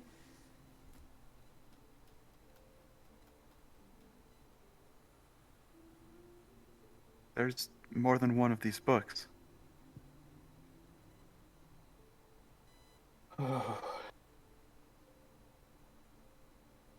She bends down and picks up the scroll and hands it to Daenerys. Daenerys puts it in her satchel. Then she turns and looks at you, Magnus. There's nothing but sad disappointment.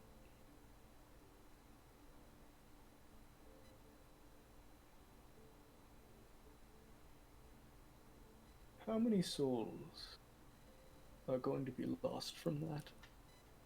I wonder. And she shuffles past you to the pot of tea and begins dumping it out into the bucket that, like, it's like a bedpan, basically.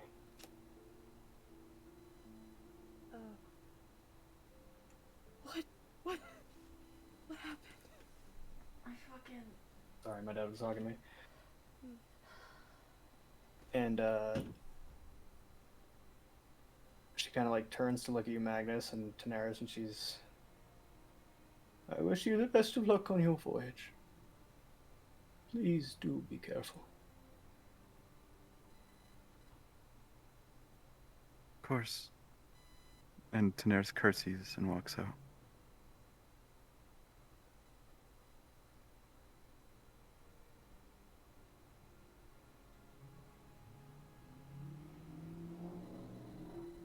Mama Bo, I'm sorry.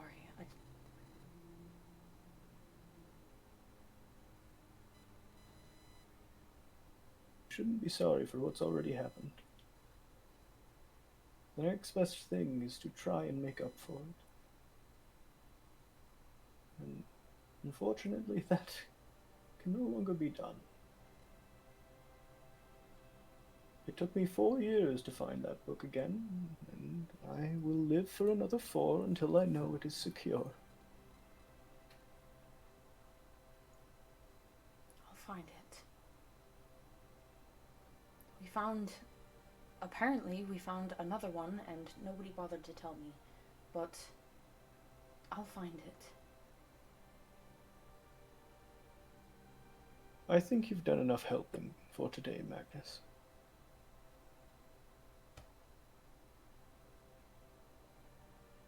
Yes, ma'am. I'm gonna get up and just quietly walk out. okay. She turns around and goes back to picking everything up. And we're going to take a 10-minute break. Hello, my name is Cole, and I'm the DM for Dungeons and Destinies. I would just like to ask you all to please like, subscribe, and follow us. Sharing couldn't hurt either. Have a wonderful time, and remember, magic is not meant for the boy in the strings, but the puppeteer. Okay. So, you all leave Bella Applewood's cart. Head and Zoc are currently, I don't know, probably like wrestling or something. They're stupid. What stupid people do. Wow. Wow. So wait, like the bare knuckle boxing that our guys did earlier? No, that's Like, for intelligent gentlemen. They're just a pile of like body on the ground, just going at Yeah. it. So it's Zoc and Head. Head and Yep. Zoc, yes. Head and Zuck. Okay, Their cool. last names are Battle Mind. Nice. Battle Mind. That's nice. Anyway, you guys, as they're clearly like arguing over who gets to do the fire trick when in fact they both get to do it. So,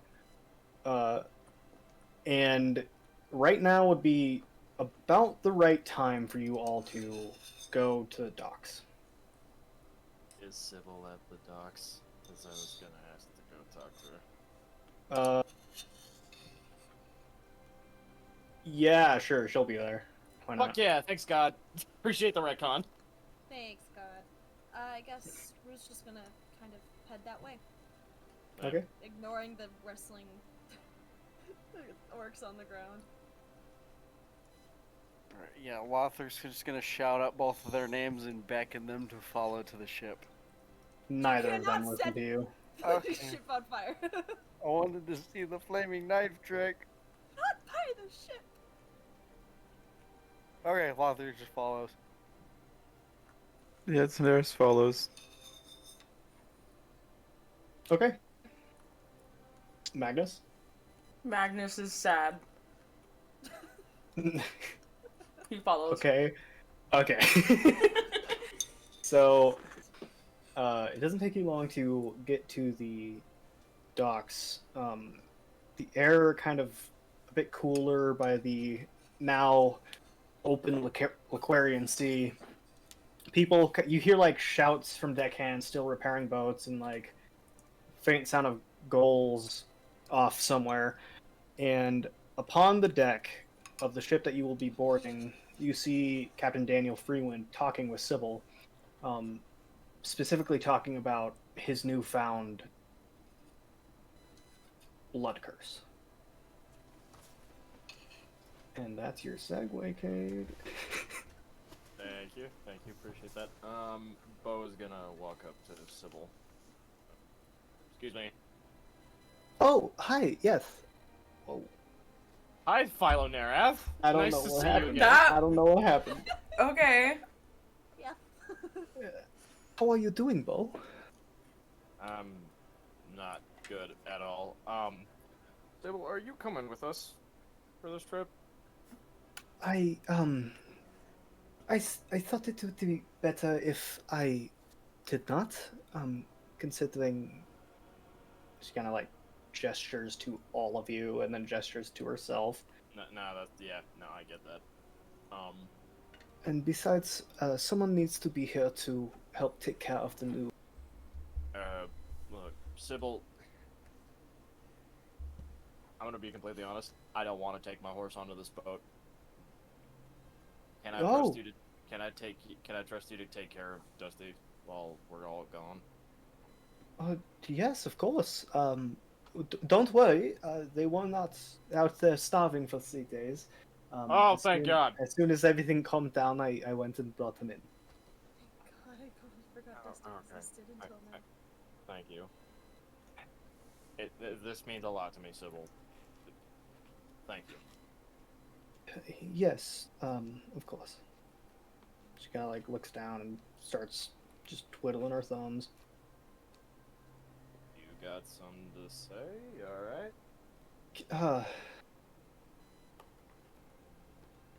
Maybe when you get back, we can talk about it.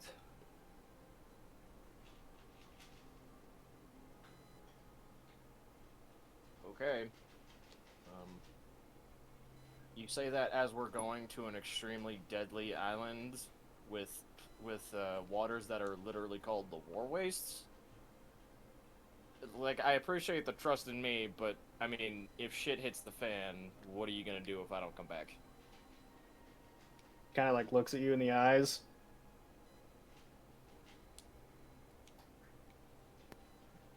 And just like stares at you for a second. Yeah,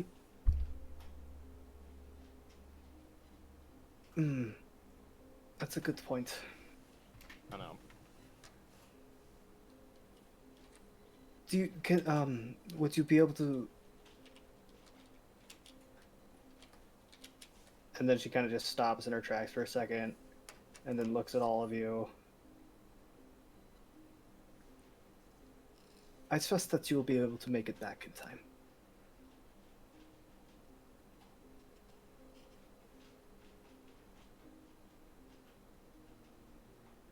Take care of the city, please. I can do that. And he just says thank you in German and German. Sorry, thank you in Dwarvish. She doesn't really know Dwarvish. That's fine. He's still gonna say it. You could probably say thank you in her native language. Her native language. What is Common. It is. Let me pull it up. What's her Languages. native It's language? common. It's Common? just gonna be common. It's Primarian. Do I happen to know Primarian? You grew up in Yawthorn, right? So there was a lot of Primarian. So I know People- like 2 to 3 words and a bunch of cuss words. Yeah, pretty much. Cool. It's accurate. It's character accurate. He says thank you in Primarian then. Okay. She kind of like is a bit stunned, and she kind of like I don't know. She just blushes a bit, and then like kind of like staggers a little bit, and then starts walking away. Mr. Freewind, I assume we will be sorry, Captain Freewind, I'm He assuming we will be- immediately claps you on the shoulder, and he says, "Just call me Daniel." Well, does this man also find me hot? I'm concerned. No, he's just a cool Okay, dude. cool. Okay, cool. What's up with you and wanting to fuck everyone, dude? Literally? I got You in whore! the chat. Oh, In the chat. Bo's girlfriend Hey, part Bo 2. is such a whore. Whore. Whore. Whore. What? I'm just glad for once Lothric's not the one trying to stick his dick into everything. Right? Holy shit. Oh, fuck. So he then like looks at all of you and he says, "I want to thank everybody but the fiery one for allowing me to sleep. We have a lot to do, so I mean, me or the never mind. before we set out, I need to know." And he kind of like takes a step back and he kind of like, I'm gonna say for literary purposes, you're all kind of like in a line because that's how I envision it. Cool. And kind of like, all right, I need to know, do any of you know how to work a forge? Can forge something out of some relatively soft metals? Your shoulder's still on my hand, or what? He Your hand is still on my shoulder. he did let you go, and he backed up. Never mind, Bo just raises his hand and says hi. Hello. Yes, I can do that. Right. Okay. Thank you. We got to have a bit more communication, just because where we will be going, if we are not sure who we're talking to, we will die. More on that later. So, Bo, right? Yes. Yep. Okay. That's me. So, I have a job for you. On the second deck, there is a forge, and next to it is a chest of, let's say, absconded silverware. Okay. I need you to melt it all down and make a big metal shield, like really big, like very thin, very big. Big as a person or big as a boat? Say like if you're like a person and you're spread out, like, and he like does like a jumping jack stance, like about this big. Cool. Gotcha. One Lothric Alright. tall. Yeah, basically. And then he's like, okay, so is anybody else good with ropes, knots, tying their hands? Lothric raises his hand. Perfect. Okay. I need you to go to the first deck. There's a second chest of absconded silverware, like forks and stuff. I need you. Do you know how to make a rope ladder? Like how, like every foot there's like a knot? Lothric nods. Right. So I need you to do that, but instead of making like knots, tie a piece of the silverware about every foot. Make about 30 of those. There should be enough in there. If there's not, That's not good.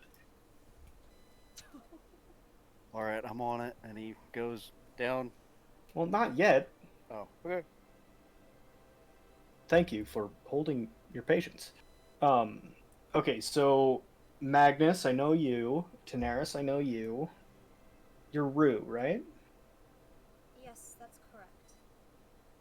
All right, so you three will be helping me do the ship thing, and here's the thing for Bo and Lothric. We need What? those done in 2 days. Oh shit! Alright, I'm going down there. Yeah, cool. And Bo runs down to Well, the second deck. You kind of. he's like, you should. They take okay. things very literal. I know. It's just there are still things we need to go. I can go over it with him later. It's fine. So we need those done in 2 days because in 2 days we will be crossing the threshold into the war wastes. Now, things to expect. Number one, do you guys know anything about this? We kind of talked last night. You said nothing. I was a bit dour because I have to leave my daughter behind. She's okay with it, luckily. She has a really strong spirit. So, anything? Do we know anything about this? Would we? Would any three of us Do know? we know? Have I read a book about war wastes at all in my fucking The only youth? ones that would know, definitely not Tanaris. Tanaris would not know anything about this. Dumb bird. No. Smart bird. Pretty bird. Magnus, make a history check, and Ooh. maybe no, it would just be you. Okay. Let me look. What is my Actually, history? Rue, make a history check. Really? Okay. 18. Oh, that's not very much. Hold on. Does it beat a 25? No. not even close. Okay. Nah. You both know that the war wastes are incredibly dangerous, and that's about it. They're dangerous. Like I said, that's all we know, unfortunately. Right, so what you know is the tip of the proverbial iceberg. So, how do I explain this?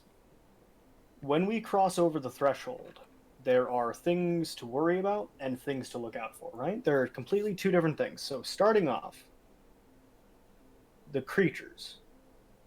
They're very strange. There are very large birds that kind of inhabit a lot of the islands in the war wastes.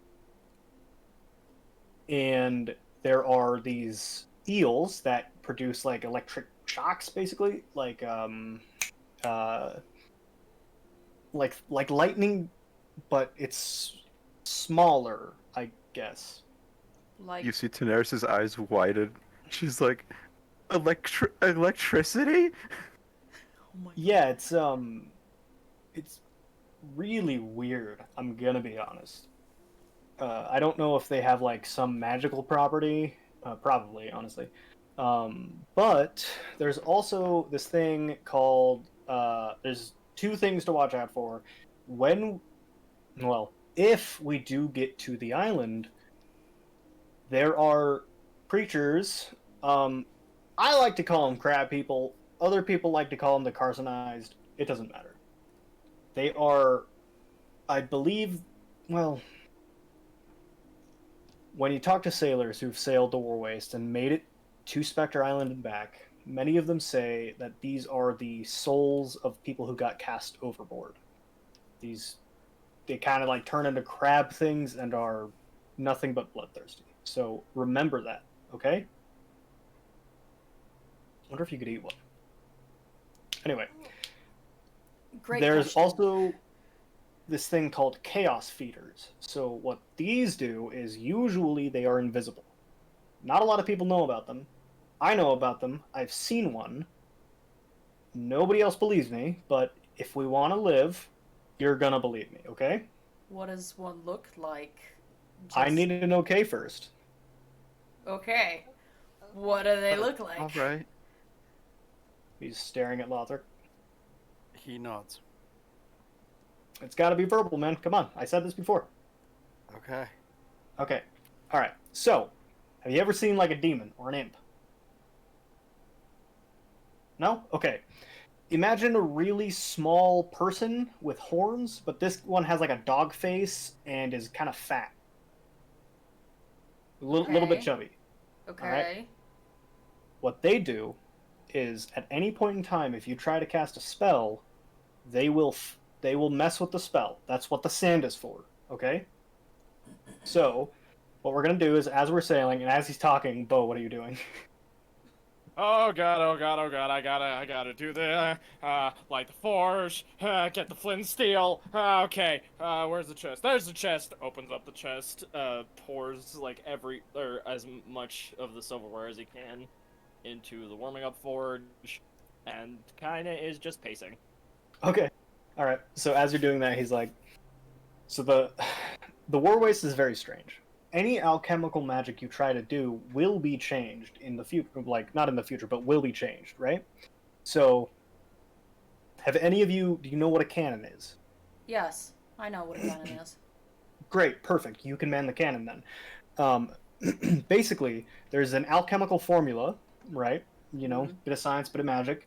You put it into this big metal tube, and you go through a ritual, and it basically explodes and launches anything, kind of like a fireball spell, right? Mhm. Everybody with me? Everybody with me? Yeah. Yeah. Yes. Yeah. Okay. Daenerys has war flashbacks. Oh dear God. So that happens, and that's great.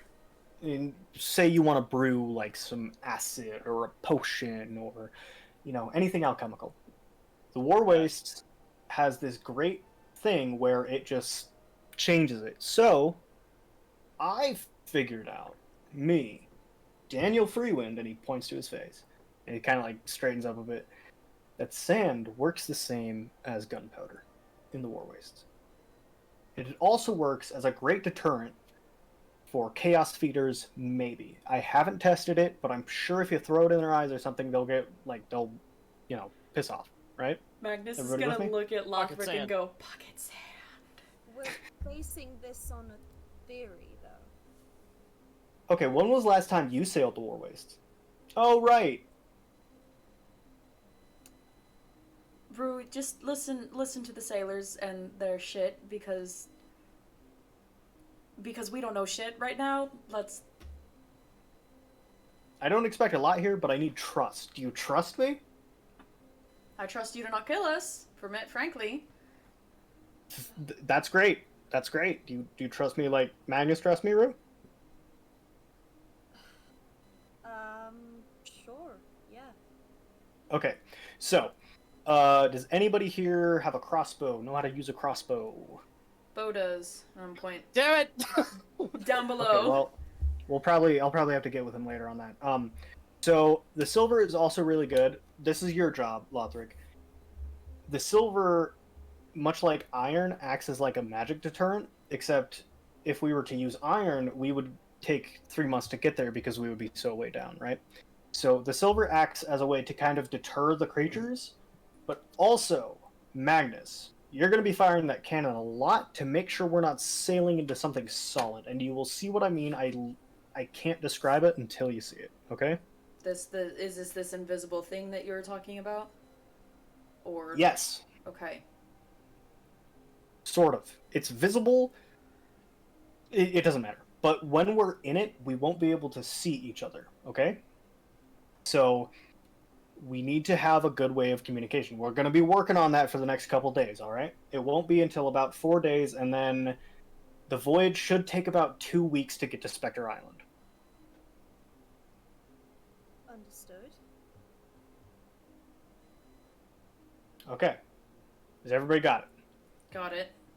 Working on communication. Doing our Nurse part. looks up from her notebook she's been scribbling all this stuff down on and is like, nods. Ten's got a list. All right. Oh, also, the storm. Right.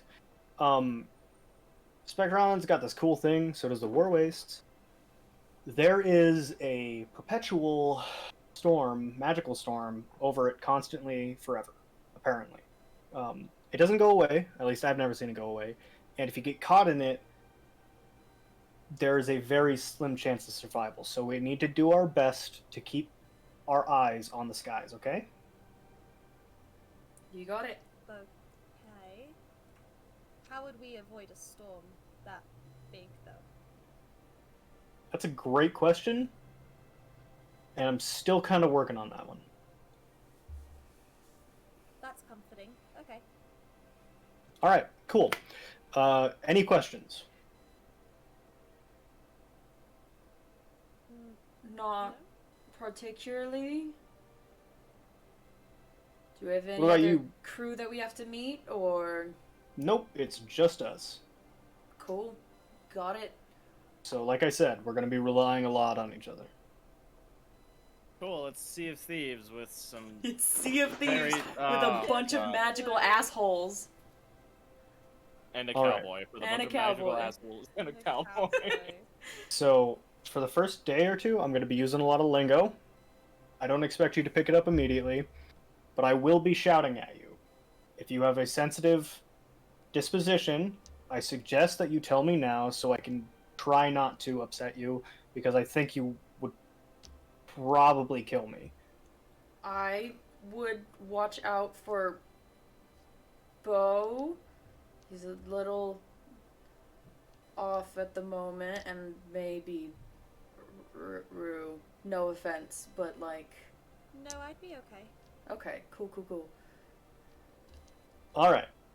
If that's the case, Lothric, you're big and strong. Can you go, and he points to like a winch.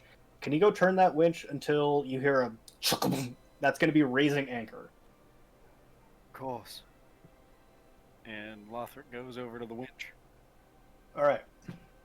So, at this point,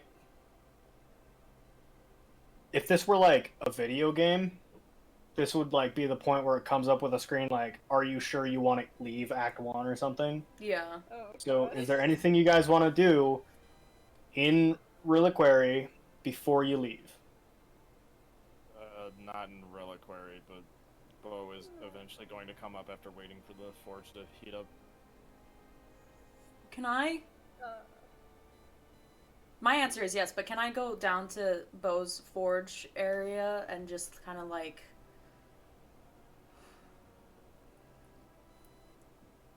Oh, fuck, I'm gonna regret this. I'm gonna walk up to Bill and be like, hey, before we actually Okay, get so- started on this, Okay, go ahead. can Yeah. you just, like, say to me whatever the fuck is on your mind, because whatever's brewing is gonna get us killed.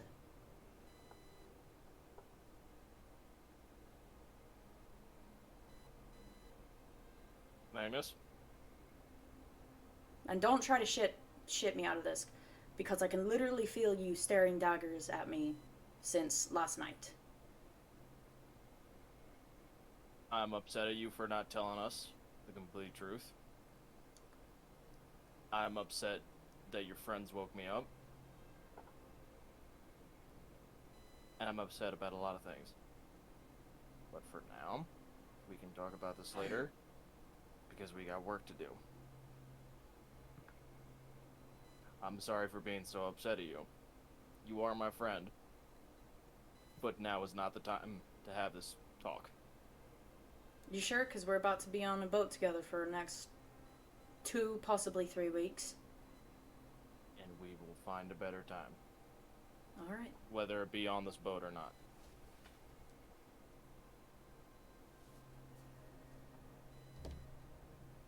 Okay. I'm gonna do produce flame in the forge, try to make it a little bit hotter.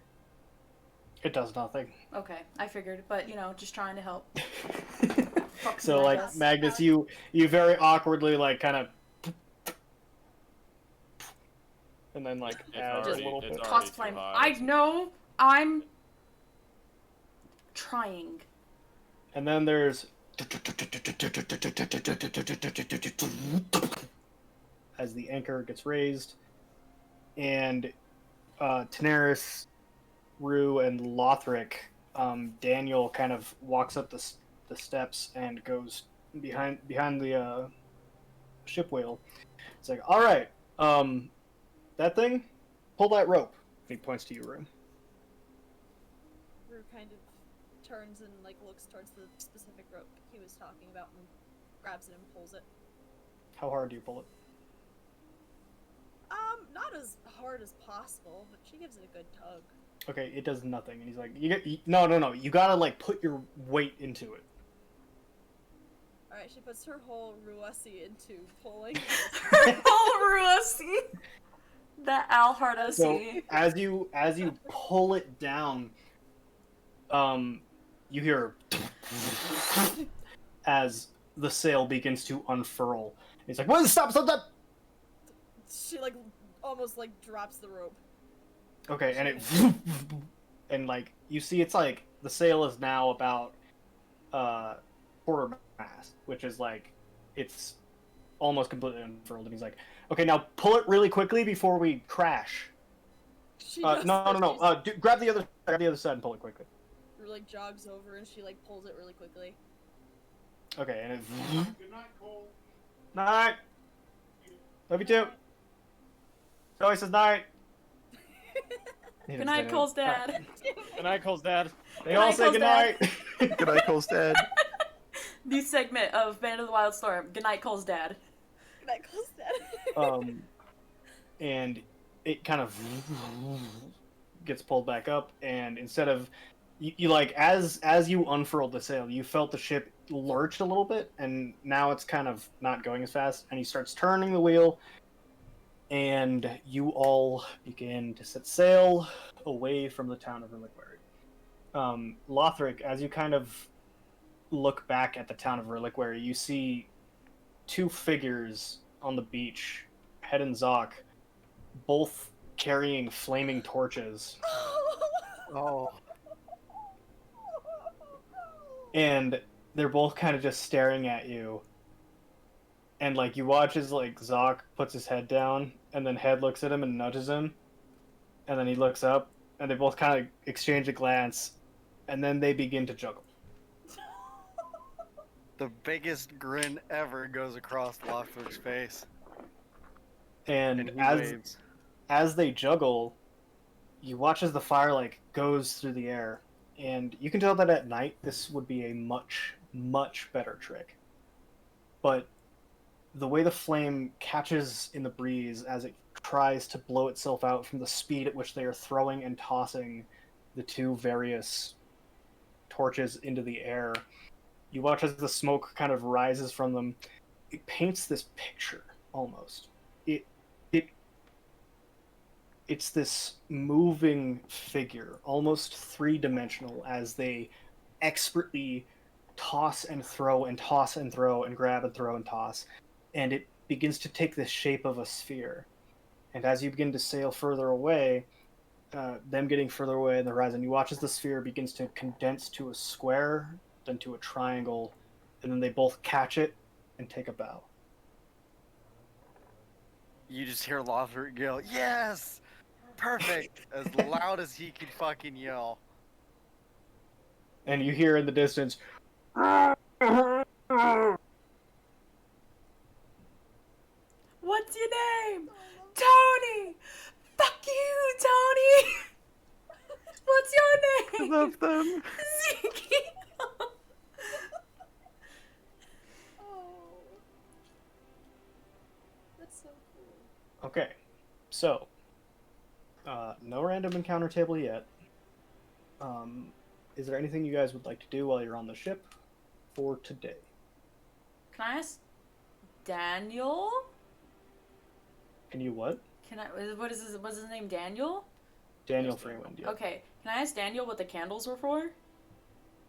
Oh, those? Right. We're gonna need lighting when we go through the pseudo-invisible thing, because it gets very dark. Well, hopefully I'll be easier to find, because, you know, the whole hair thing. I don't know if you've actually seen that yet or not, but, you know. Well, it's more like the candle is for you to be able to know that you're still there. Okay. Like I said, you'll understand it when we get there. It's until we get there is the issue. But Right now, you don't need to man the cannon. Hopefully, Bo can get that done in the next. Oh, right, Bo. And he grabs you and he puts you in front of the wheel and he says, "Okay, what I need you to do." Not you, Bo. He grabs Magnus. He just Oh, never mind. grabs the You're- wheel. You're still downstairs, instinctually. dog. Bo just I sneezed. was like, Bo just sneezed. It's like one of those dad sneezes. Yeah, you like, can be heard startles and, revolt. like, Yeah, jumps. yeah, like you watch as like birds on the mast like fly off.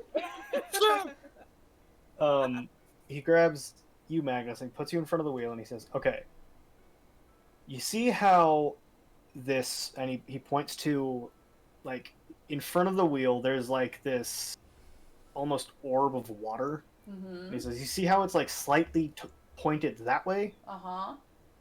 All right, you want to keep it pointed that way. You're Uh-huh. gonna grab the wheel and you're gonna spin it left, turn it left. You're gonna spin it right to turn it right to realign with that orb. Okay? Okay. That right there is our heading. Do not ever touch the orb without my express permission. You got it. Don't touch. All right. Don't crash. I trust you to do that. I hope you trust me to trust you to do that because this is all about trust. We're building a team, right? Oh yeah. Okay. I'm gonna go talk about it. And he kind of goes down the steps and goes into the second deck, I believe. Yeah, Right. hang on, I have to pull up. I Magnus wrote is like just a, awkwardly Yes, the holding the second wheel, just like, I really don't want to die. I wrote 3 pages describing this ship. I'm so happy with I that. was gonna say, I bet you're like geeking out about this fucking ship. The amount of detail that you've already put into it, like, Did you know that there's a foremast and an aft mast along with a bowsprit mast? This that you guy didn't loves know. this I know about the foremast thing. I didn't know the other two. Anyway, Bo, you hear as right now you probably have like your hat off and your overshirt off and you're really sweaty because you're working the Hot. forge. Oh yeah, Um, man's shirtless. Yeah, definitely. And he kind of like comes down and he's like, "Whew, man, it's been a while since that thing's been fired up." Okay. We need to talk about what's gonna go on with the silver thing because he kind of left a bit too quickly. We have a bit more time. We have 2 days since setting sail to get this done. Okay. Yeah. What I need you to do is, and I'll help you with this because you know the whole, and he kind of like points to his like veins. We're going to have to bring it up to the top deck while it's still hot and let it cool. Oh, this is gonna be fun. Yeah. Hmm. And the reason for that is because it keeps the birds away. What's wrong with excuse you? What do you mean birds? One of my best friends is a bird. No. Think like bigger. Think like a lot bigger. Like think Daenerys is the size of a person. right. Think of like 3 times that. Oh shit. Whoa.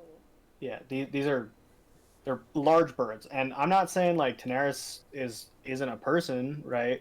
Daenerys is an Aokokra. They're a different thing.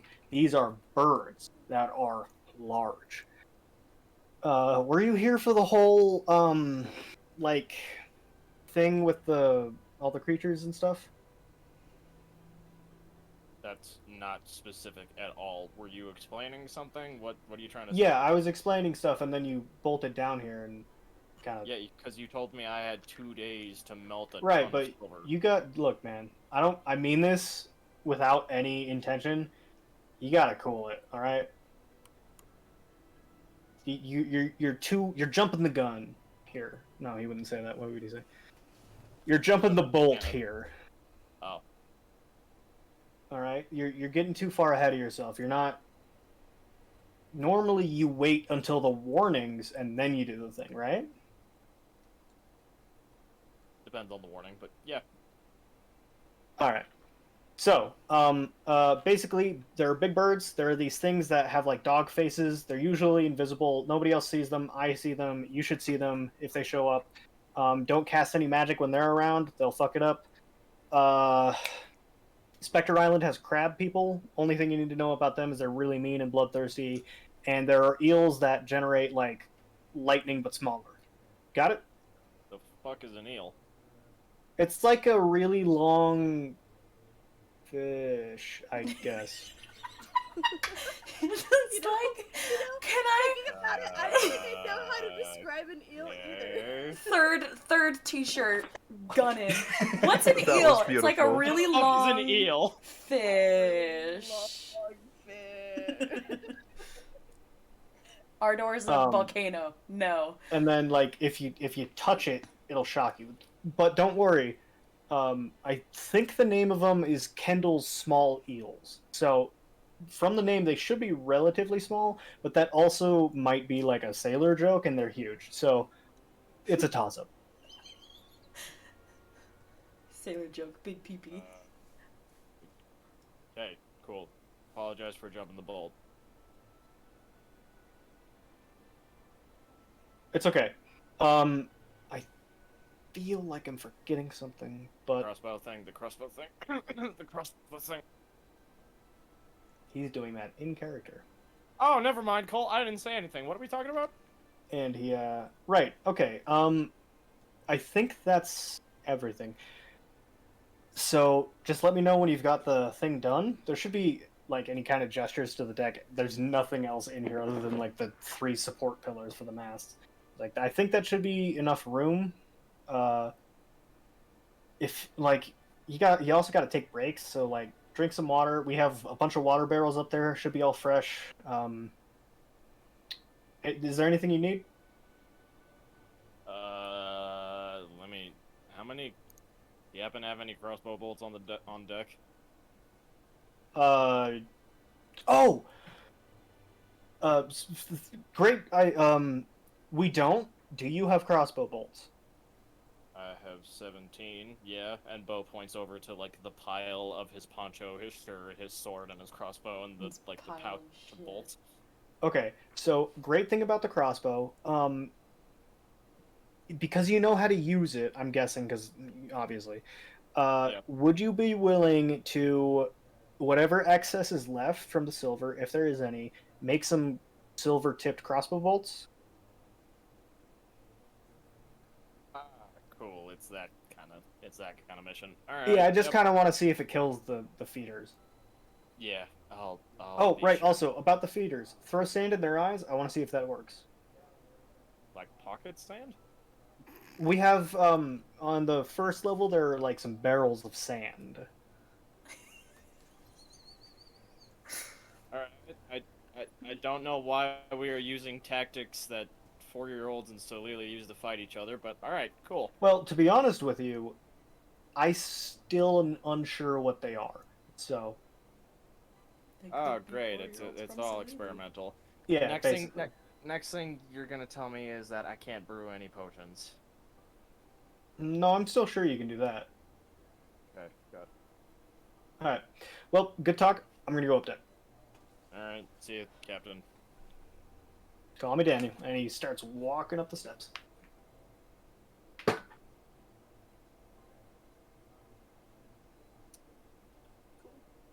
All right. Would anybody else like to do anything? Just as like a little extra, Rue's just kind of like stand up by the bow of the ship, just kind of overlooking into the water. Okay. At any point in time when you do that, Daniel yells a command at you. Okay. It's hard work, man. It's hard work. Could I take a moment to send a message to Varus real quick? Oh, where would we be in the water? Give me just a second. I have to see if it works or not. Yeah, you can do it. Okay. Can I just say it? It's nothing important. Yeah, go ahead. As Doesn't a matter. Varus, as like a question. To see if I'll get a response. Well, if you do that, then you won't be able to carry on a conversation.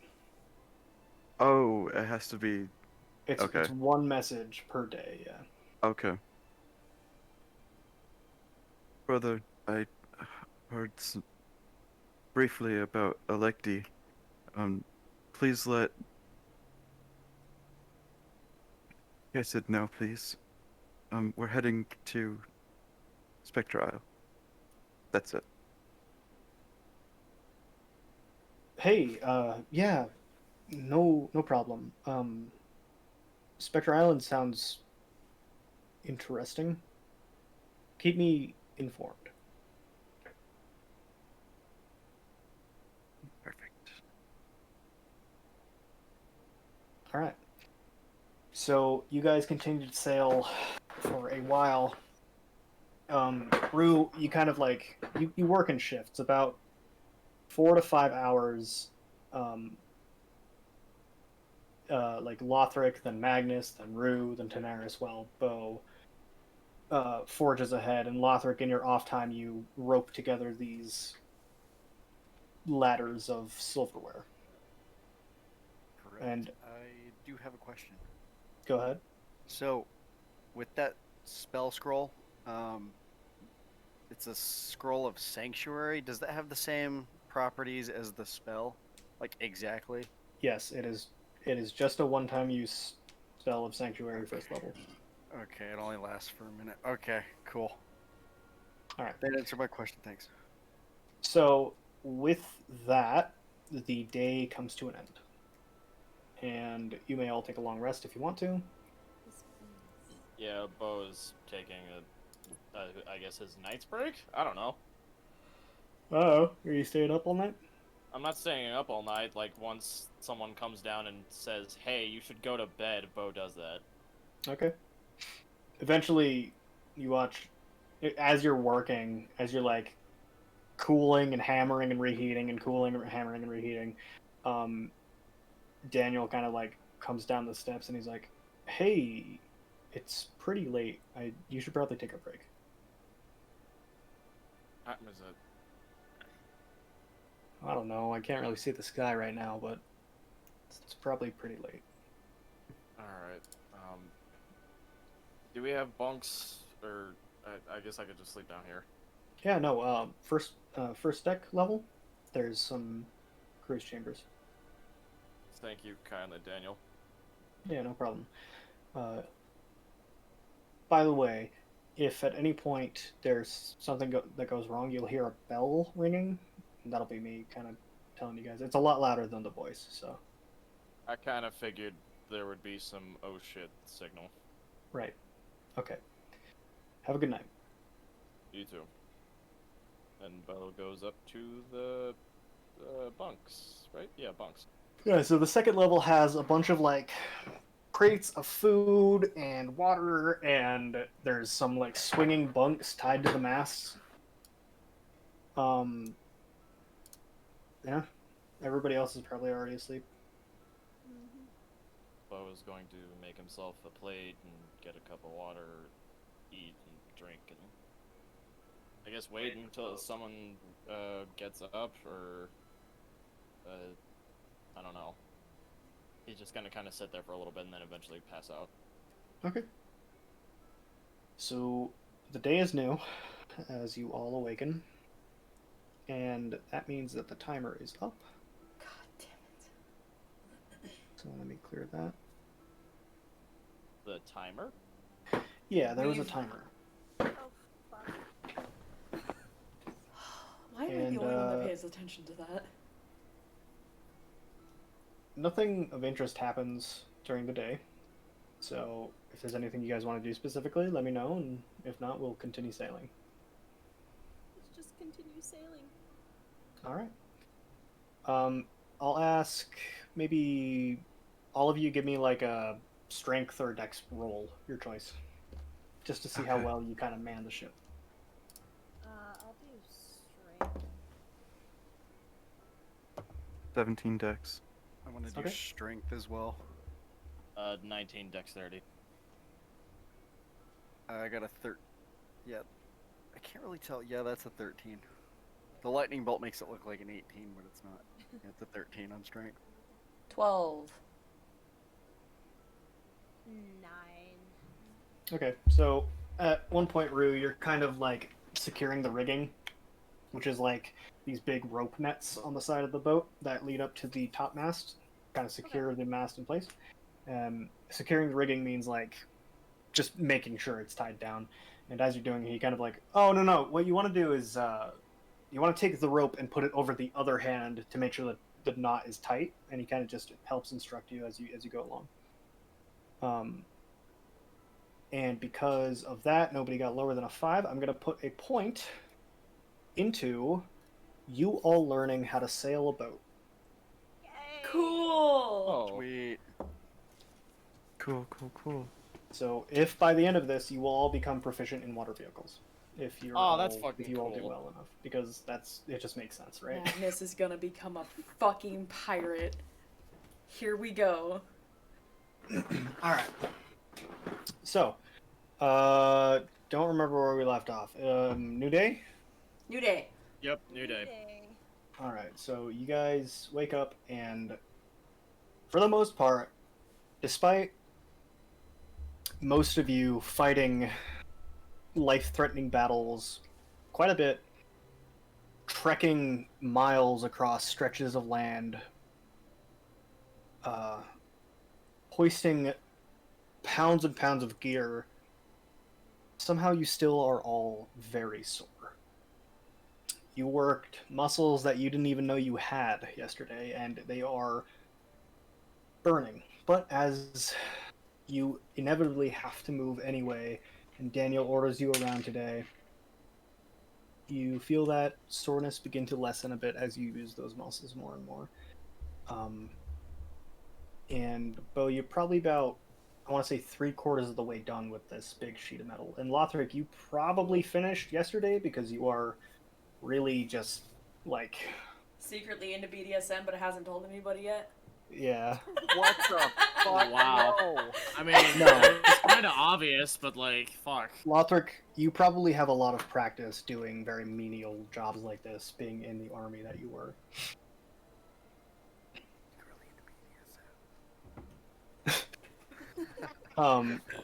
So,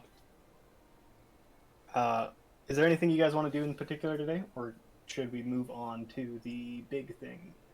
I'm going to let Daniel know about my magic ability of being able to now see invisible shit. Oh, what, really? Yeah! See invisibility, motherfucker! Okay, cool. All right, so he's like, that's amazing. You should have told me about that, like, immediately. Oh no, Google, not you. You should have told me about that immediately, because that's like, that could be the proof I need to make sure I'm not going crazy with the whole Chaos Feeders thing. No, you're good. So I'll that's let great. you know if anything. Yeah, definitely. You'll probably know. Actually, is it a spell? Yeah, Hmm. but That might be an issue because they do tend to like messing with spells. fair. I mean, it lasts an hour, so Oh, you could like just like do it before and then Yeah, maybe yeah. Who knows? Make sure you have sand on you though, and silver tip crossbow bolt, right? I don't know Awesome. about the Okay. crossbow bolt, but silver. Yeah, got it. That's exciting. That is And very sand, exciting. pocket Okay. sand. And All then right. Cool. after that, if I don't have like any other extras, I'm gonna go around and do a wellness check with everybody, trying to keep stuff high. Or like morals? What is it? Moral Charisma? support. No, Morale. yeah, morality. Thank check. you. Doing a good morale check, making sure everybody's doing okay. You playing some tunes? Oh yeah. Just like light shanties, Could I do making up something? shit. What do you want to do, Terrence? So during one of the breaks that we get, Daenerys is gonna go down to the forge where Bo is.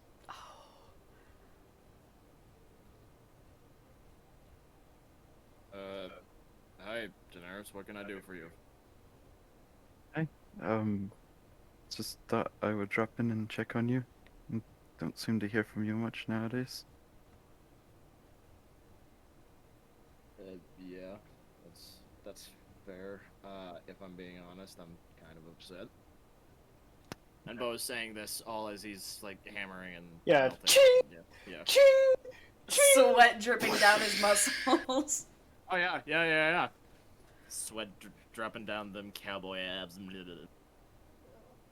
So, what's bothering you so much, may I ask? I'm mad about Why? Magnus. I am mad about. I'm mad that I still don't feel like I don't deserve my name. I'm upset about a lot of things.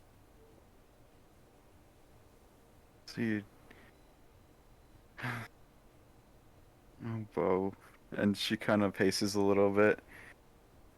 You do know, like, it's a crime to lie about your surname to the king. Well, as far as I am concerned.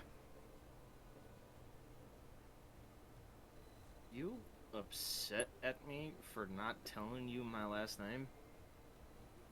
And Daenerys looks up at Bo with, like, the most glare that a bird could give, and she's like, "Yes, Bo, you lied to me, and I trusted you." Whoa, whoa, whoa, whoa, whoa, whoa, whoa, whoa. Hold the fuck on. You're mad at me. You're mad at me for not telling you my last name for a reason that didn't really matter. When Magnus almost killed us? What?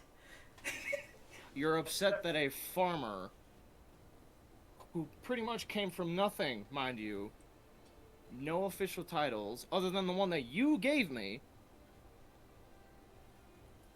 You're upset that I didn't tell you that my last name was Ironbelt. I am upset, but I gave you that title because I thought you were worthy of it. And the reason that I was never upset with Magnus when we had the talk is because Magnus talked to me about You their heritage. already knew? Fuck. Yes, Bo. Look, it was for the safety of the party. For the safety of the party, you're telling me that we would have been safer off not knowing what situation we were getting ourselves into? Look, I understand not, like... I understand not saying something for a little bit, but when it's that important... Maybe Magnus should have said something at the very least to Beatrice. I know. I I can't express how I feel about Magnus lying to us. I was upset. Can't express how upset I am about the fact that you didn't say anything either. I understand that. But look, I've never left my home. It's so, so incredibly scary down here. And she turns away from Bo, kind of stuttering her words. She's like, I really don't really understand the nature of things down here. There's so much injustice, there's so much killing and death, and I just want to help as much as I can, but there's only so much a princess can do, you know? I'm sorry that you don't feel like you're not doing enough. Bo's gonna go back to hammering and forging as he stopped. A second.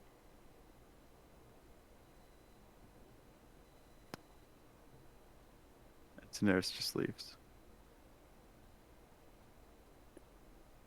Oh, it's so hard to be a princess, yeah. Okay.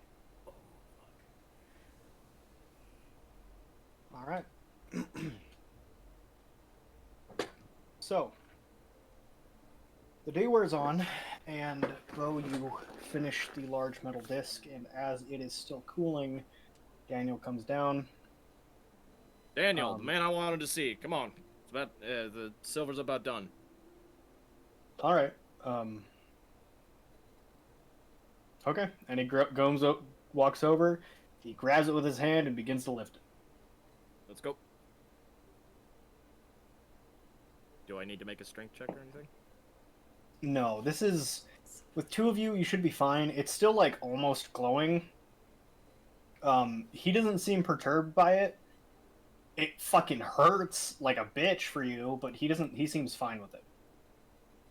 Do I take any fire damage?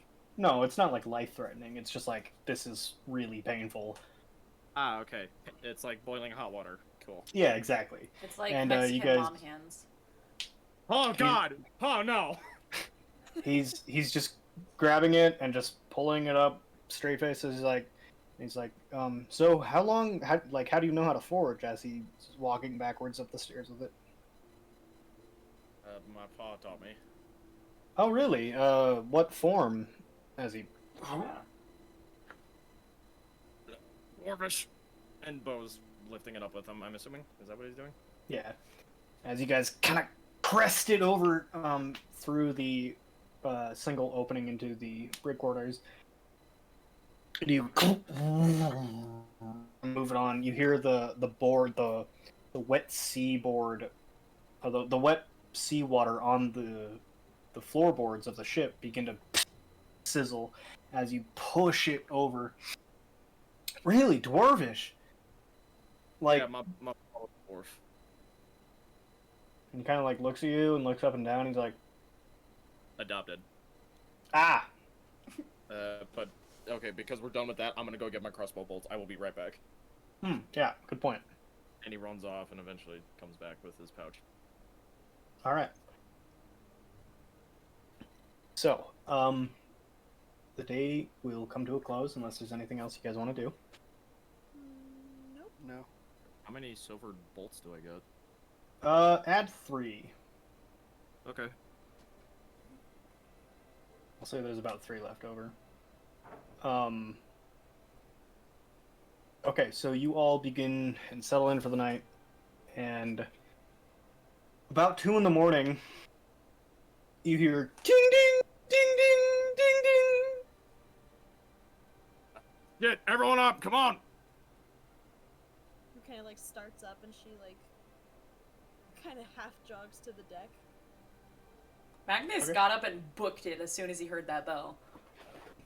So, as you all like groggily get up onto the deck, you see Daniel gripping the wheel, leaning over and just getting off the bell. He says, "Morning, Morning. we're here." Here, where? And he points out towards the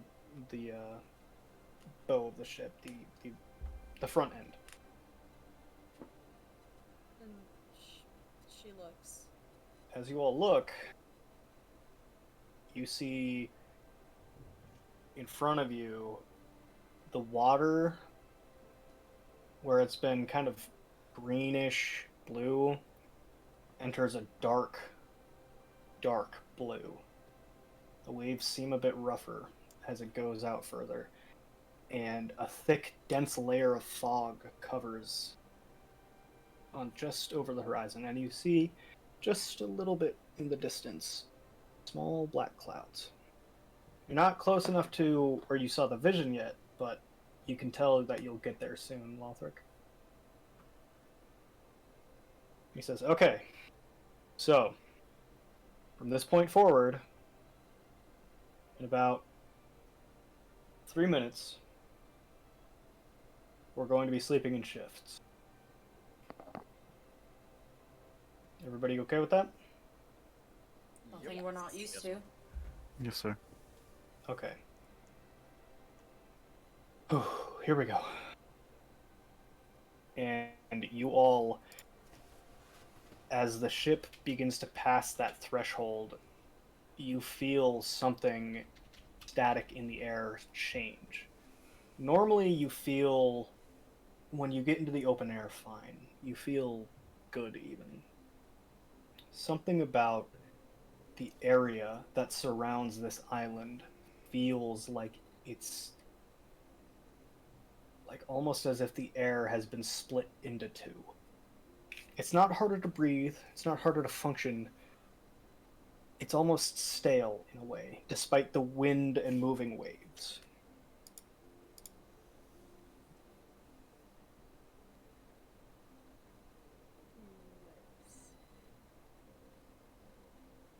So, I would like somebody to roll a d20 for me. I feel like I'm having a really bad luck today, so somebody else can do it. I got a 18. An 18? Uh-huh. Died. We just died. We just died. We just died. I heard Let that me laughter. pull it I'm up. scared. Let We me just pull it fucking up. Hang on. Killed 1 second. ourselves. I don't want Fucking This is rude. actually, Two away from a natural 20. How good can it be? this is actually really well set up. Okay, so as the ship begins to sail, the dense, thick fog encroaches around you, and it feels claustrophobic. The air stagnant and stale, the fog wrapping its hands around your throat. And pretty soon, off to a side, you see a light in the fog, a burning, flickering flame, and then another. As you kind of come around, the fog begins to clear a little bit, and to your right, on as you're kind of like looking ahead, you see to your right 3 ships. They look to be ships made for war, although they look like actually Rue would be the only one to know this. So Rue, give me a history check. Okay. Come on, a heart. Come on, a heart. That is... Son of a fucking... It's a natural one. Fuck my rolls today. You recognize these ships, but you don't know where they're from. Okay. The ships off to your right have their sails full down, whereas yours is only about a quarter of the way down. You're moving at a good pace. These ships seem to not be moving at all, and as you look closer, you see the crew of these 3 ships completely stagnant and frozen. Not from ice, but almost like they're mannequins. And Daniel looks across them and he says, "Right, that's the thing I forgot. There are pockets where, if you sail into them,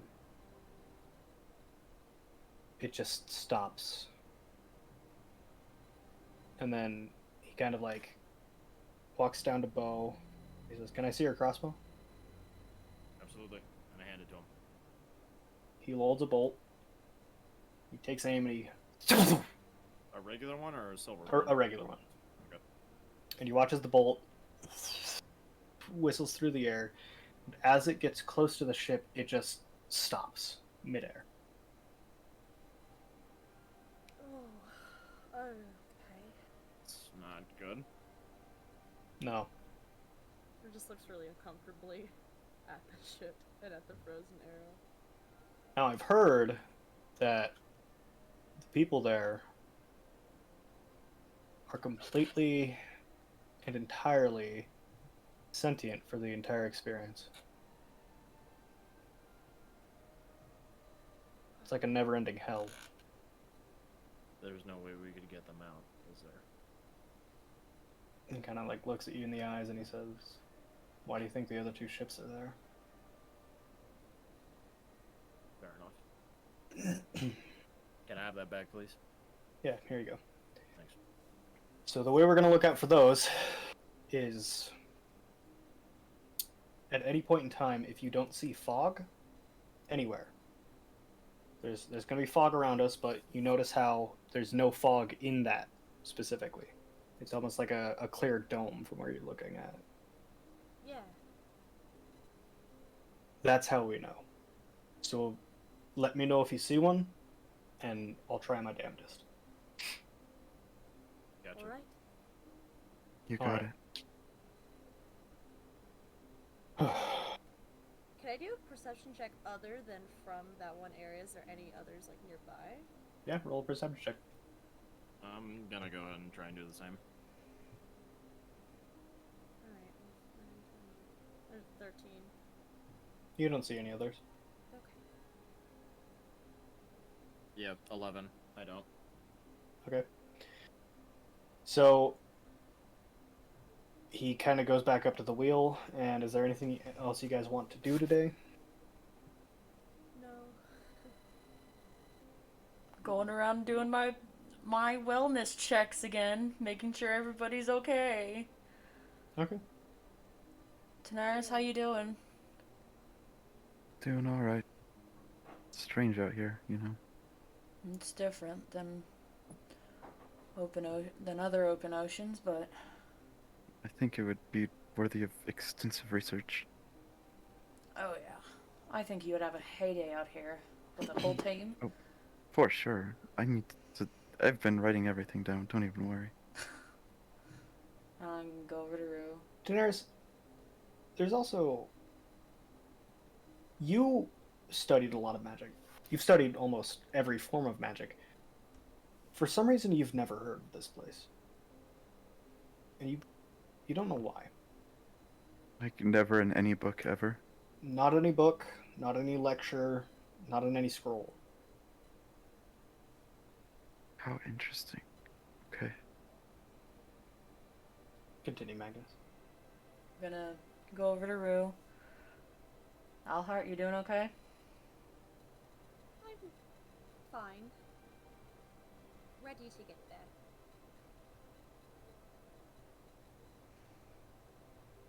You know, Bill told me about what happened with the book. So, yeah, it's fine. Nothing happened really. Yeah, sure. She gives like another like reassuring smile, similar to the one she gave Bo. Make a Insight performance check. Doing that performance check. Baby. What did they get? That is a natural 20. So, yeah, everything's fine. If you make a natural 20, Alice, you can see through it. Hang on. Hang on. Natural 20. Hang on. Natural 20. Hang on. Natural No. Well, because Magnus already knows something's up, so can I have advantage? Well, did you get over a 20?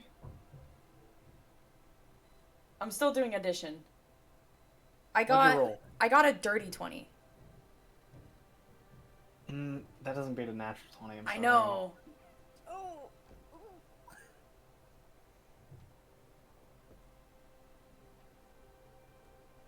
Magnus is gonna look at her a little bit longer than like someone normally would, only because I know something's up. If you need to talk about something. What about you? What about you? Or how are you feeling? Honestly, it could be better. Is that so? Yeah. The whole Automatius thing is really sticking with Bo, it seems. Sorry. What? The whole what? That was Daniel. Oh! No! Fuck! Yes! No! Over and kind of looks between the two. You know what? Fuck it. We might die with you anyways. Hi, I'm Magnus Centauri, second-born son to the Automatius family. Jesus. Biggest fucking smile of, like, his life.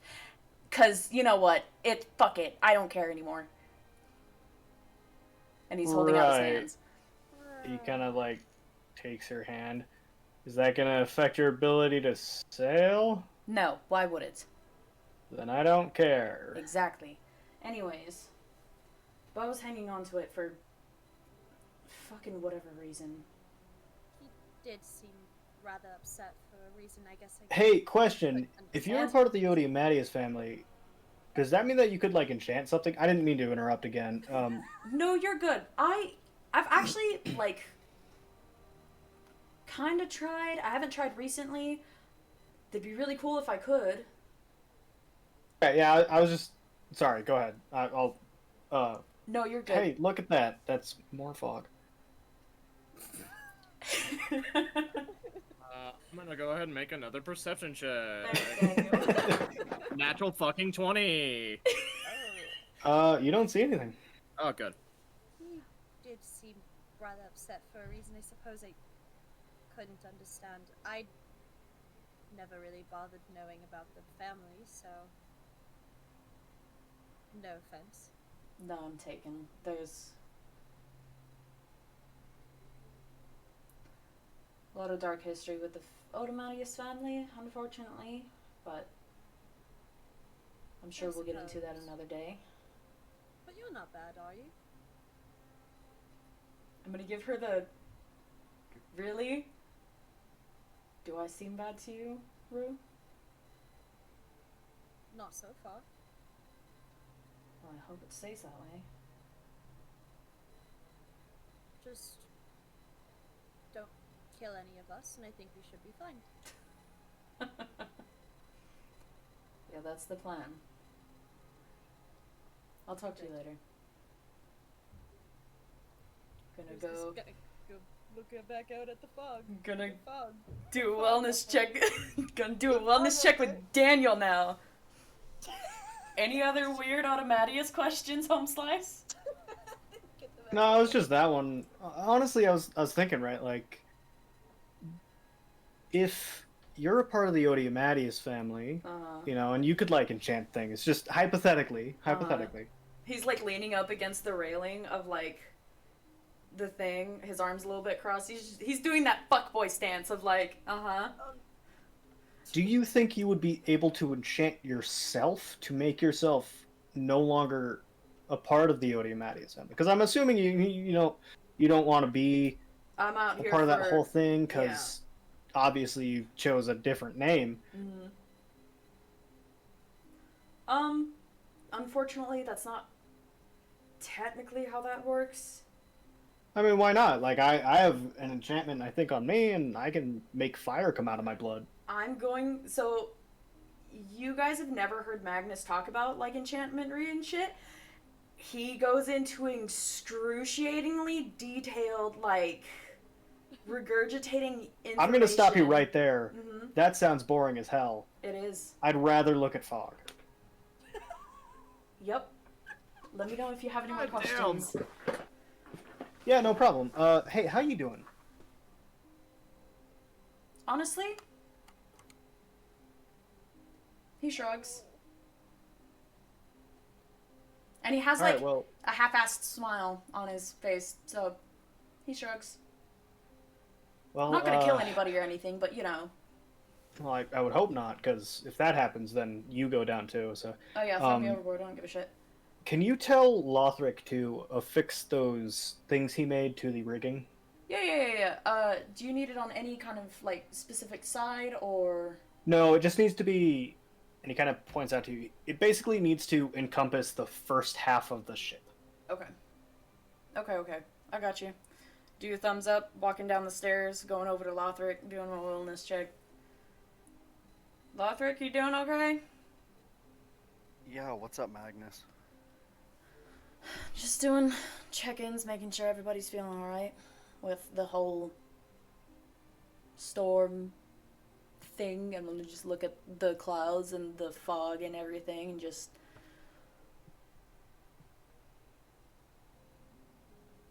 Well, that's good to hear. We need to keep the morale up for what's gonna come. Yeah. Because, you know, if the morale is low, we're not gonna perform well if anything were to happen. So keep at it.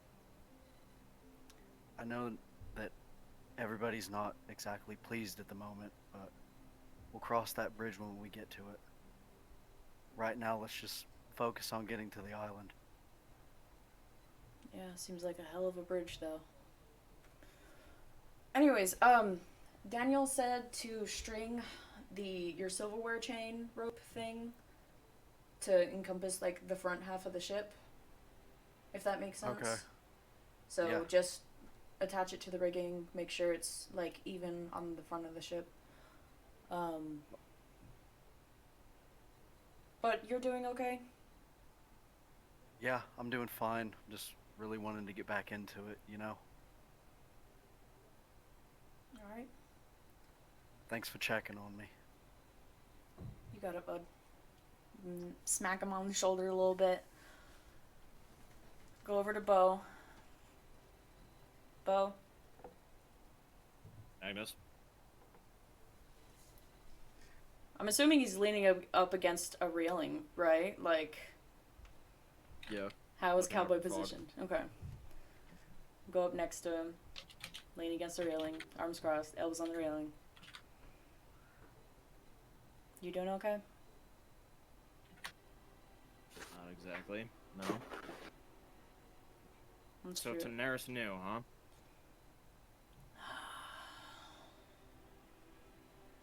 I told Daenerys when we first met Arlo. No, what is his name? Arnulf. Arnulf, thank you. When we first met Arnulf in the Earth and Wind Tavern, that is mainly why I stayed behind when you guys got when you went to the tailor, When we got our suits. when you got your suits. And I only told her because she's relatively-ish, not really in the same boat.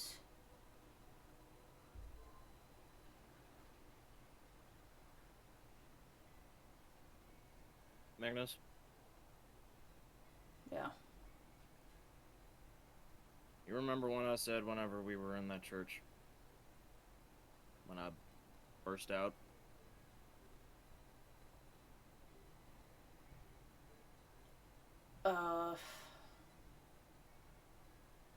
Partially. Whenever he was looking towards you and was about to hurt you, and Sybil and Lothric and Rue and Daenerys, all them.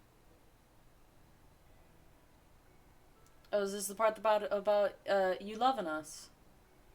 Yeah, whenever I said look me in the eye before you hurt more of the people that I love, believe it or not, you're a part of that group. And I know I have not exactly the best of places to be upset, but I think I do have a reason for being upset. Because believe it or not, yeah, love you. You're my friend. I care about you. Not only did you put us in danger, without us even knowing it, you put you put yourself in more danger by keeping it from us. I'm still mad at you, yes. But and honestly, I'm a little upset at Daenerys now because I just now found out that she knew. To be fair with Daenerys, I told her not to tell you guys. Yeah, that's why I'm mad. I wanted Because she to didn't tell say anything. I wanted to tell you guys on my own terms. And that's fine. But on your own terms should have been whenever we were talking to Beatrice. On at my the own very terms least. means my own terms. Iron Belt. Don't you dare say that name again. Don't call You me understand me. Otomatius. Don't call me Otomatius.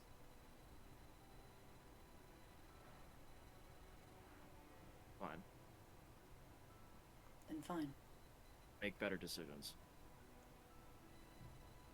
Earn your last name.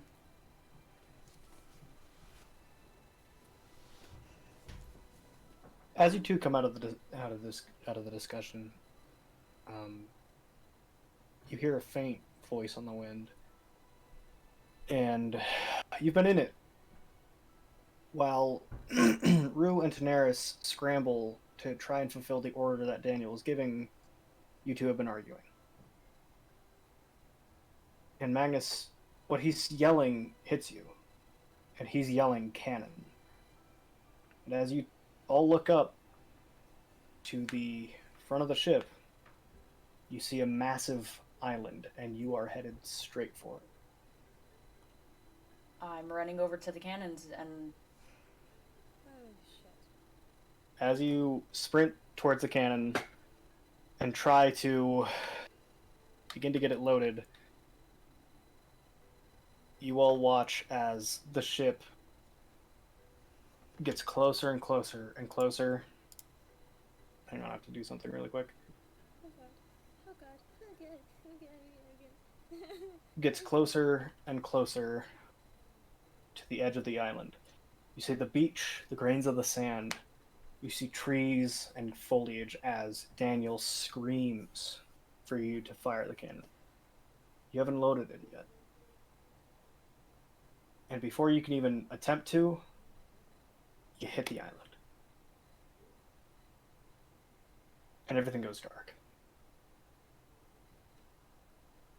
And then you kind of like all look around. And everything's dark. And out of the pitch black you hear, "Oh, thank gods." And that is where we'll end tonight's session. Thank God we're in Oh, darkness, no, bro. God damn it, we got still got 15 more minutes. I can go until like 12. No. Fuckers arguing. God damn it. Alright, so thank you all so much for watching tonight's session. I hope you really enjoyed it. I know I did. That was a lot of really, really, really great roleplay. I fucking love that. All of the music you heard in tonight's episode was made by the wonderful Michael Gelfi. Check him out on YouTube and Spotify. That's MichaelGhelfi. Also, a part of Michael Gelfi is Phil Melvin. Don't want to leave him out because he is also a wonderful composer. I think... Oh, all of the character art you see on screen was made by the wonderful Alice. Check her other YouTube stuff out because that's where I assume you're watching it on. Because I don't think anybody watched this on Super Bowl Sunday, so... No, however, there was a video uploaded by one of my favorite YouTubers. It's like, was the Super Bowl rigged? So, like, I gotta catch myself up on this. Okay. So there's that. And all of the maps and things you see on screen inside of the Roll20 page were made by me using various free stock photos and assets. I hope they're free. If they're not, we're in a lot of trouble. So, yeah, that's all I have. Awesome. Well, thank you everyone so much for watching. Please be sure to subscribe on both platforms alike, including Twitch and YouTube. I don't know if Alice has any other things. Nope, you're good. You keep going. You're doing great. Okay, Doing cool, great, sorry. sweetheart. Thank you everyone so much for watching. This has been another episode of Dungeons and Destinies, and we will see you all next week. Bye-bye! Bye, stream. Bye, stream. Bye, guys. Bye, stream.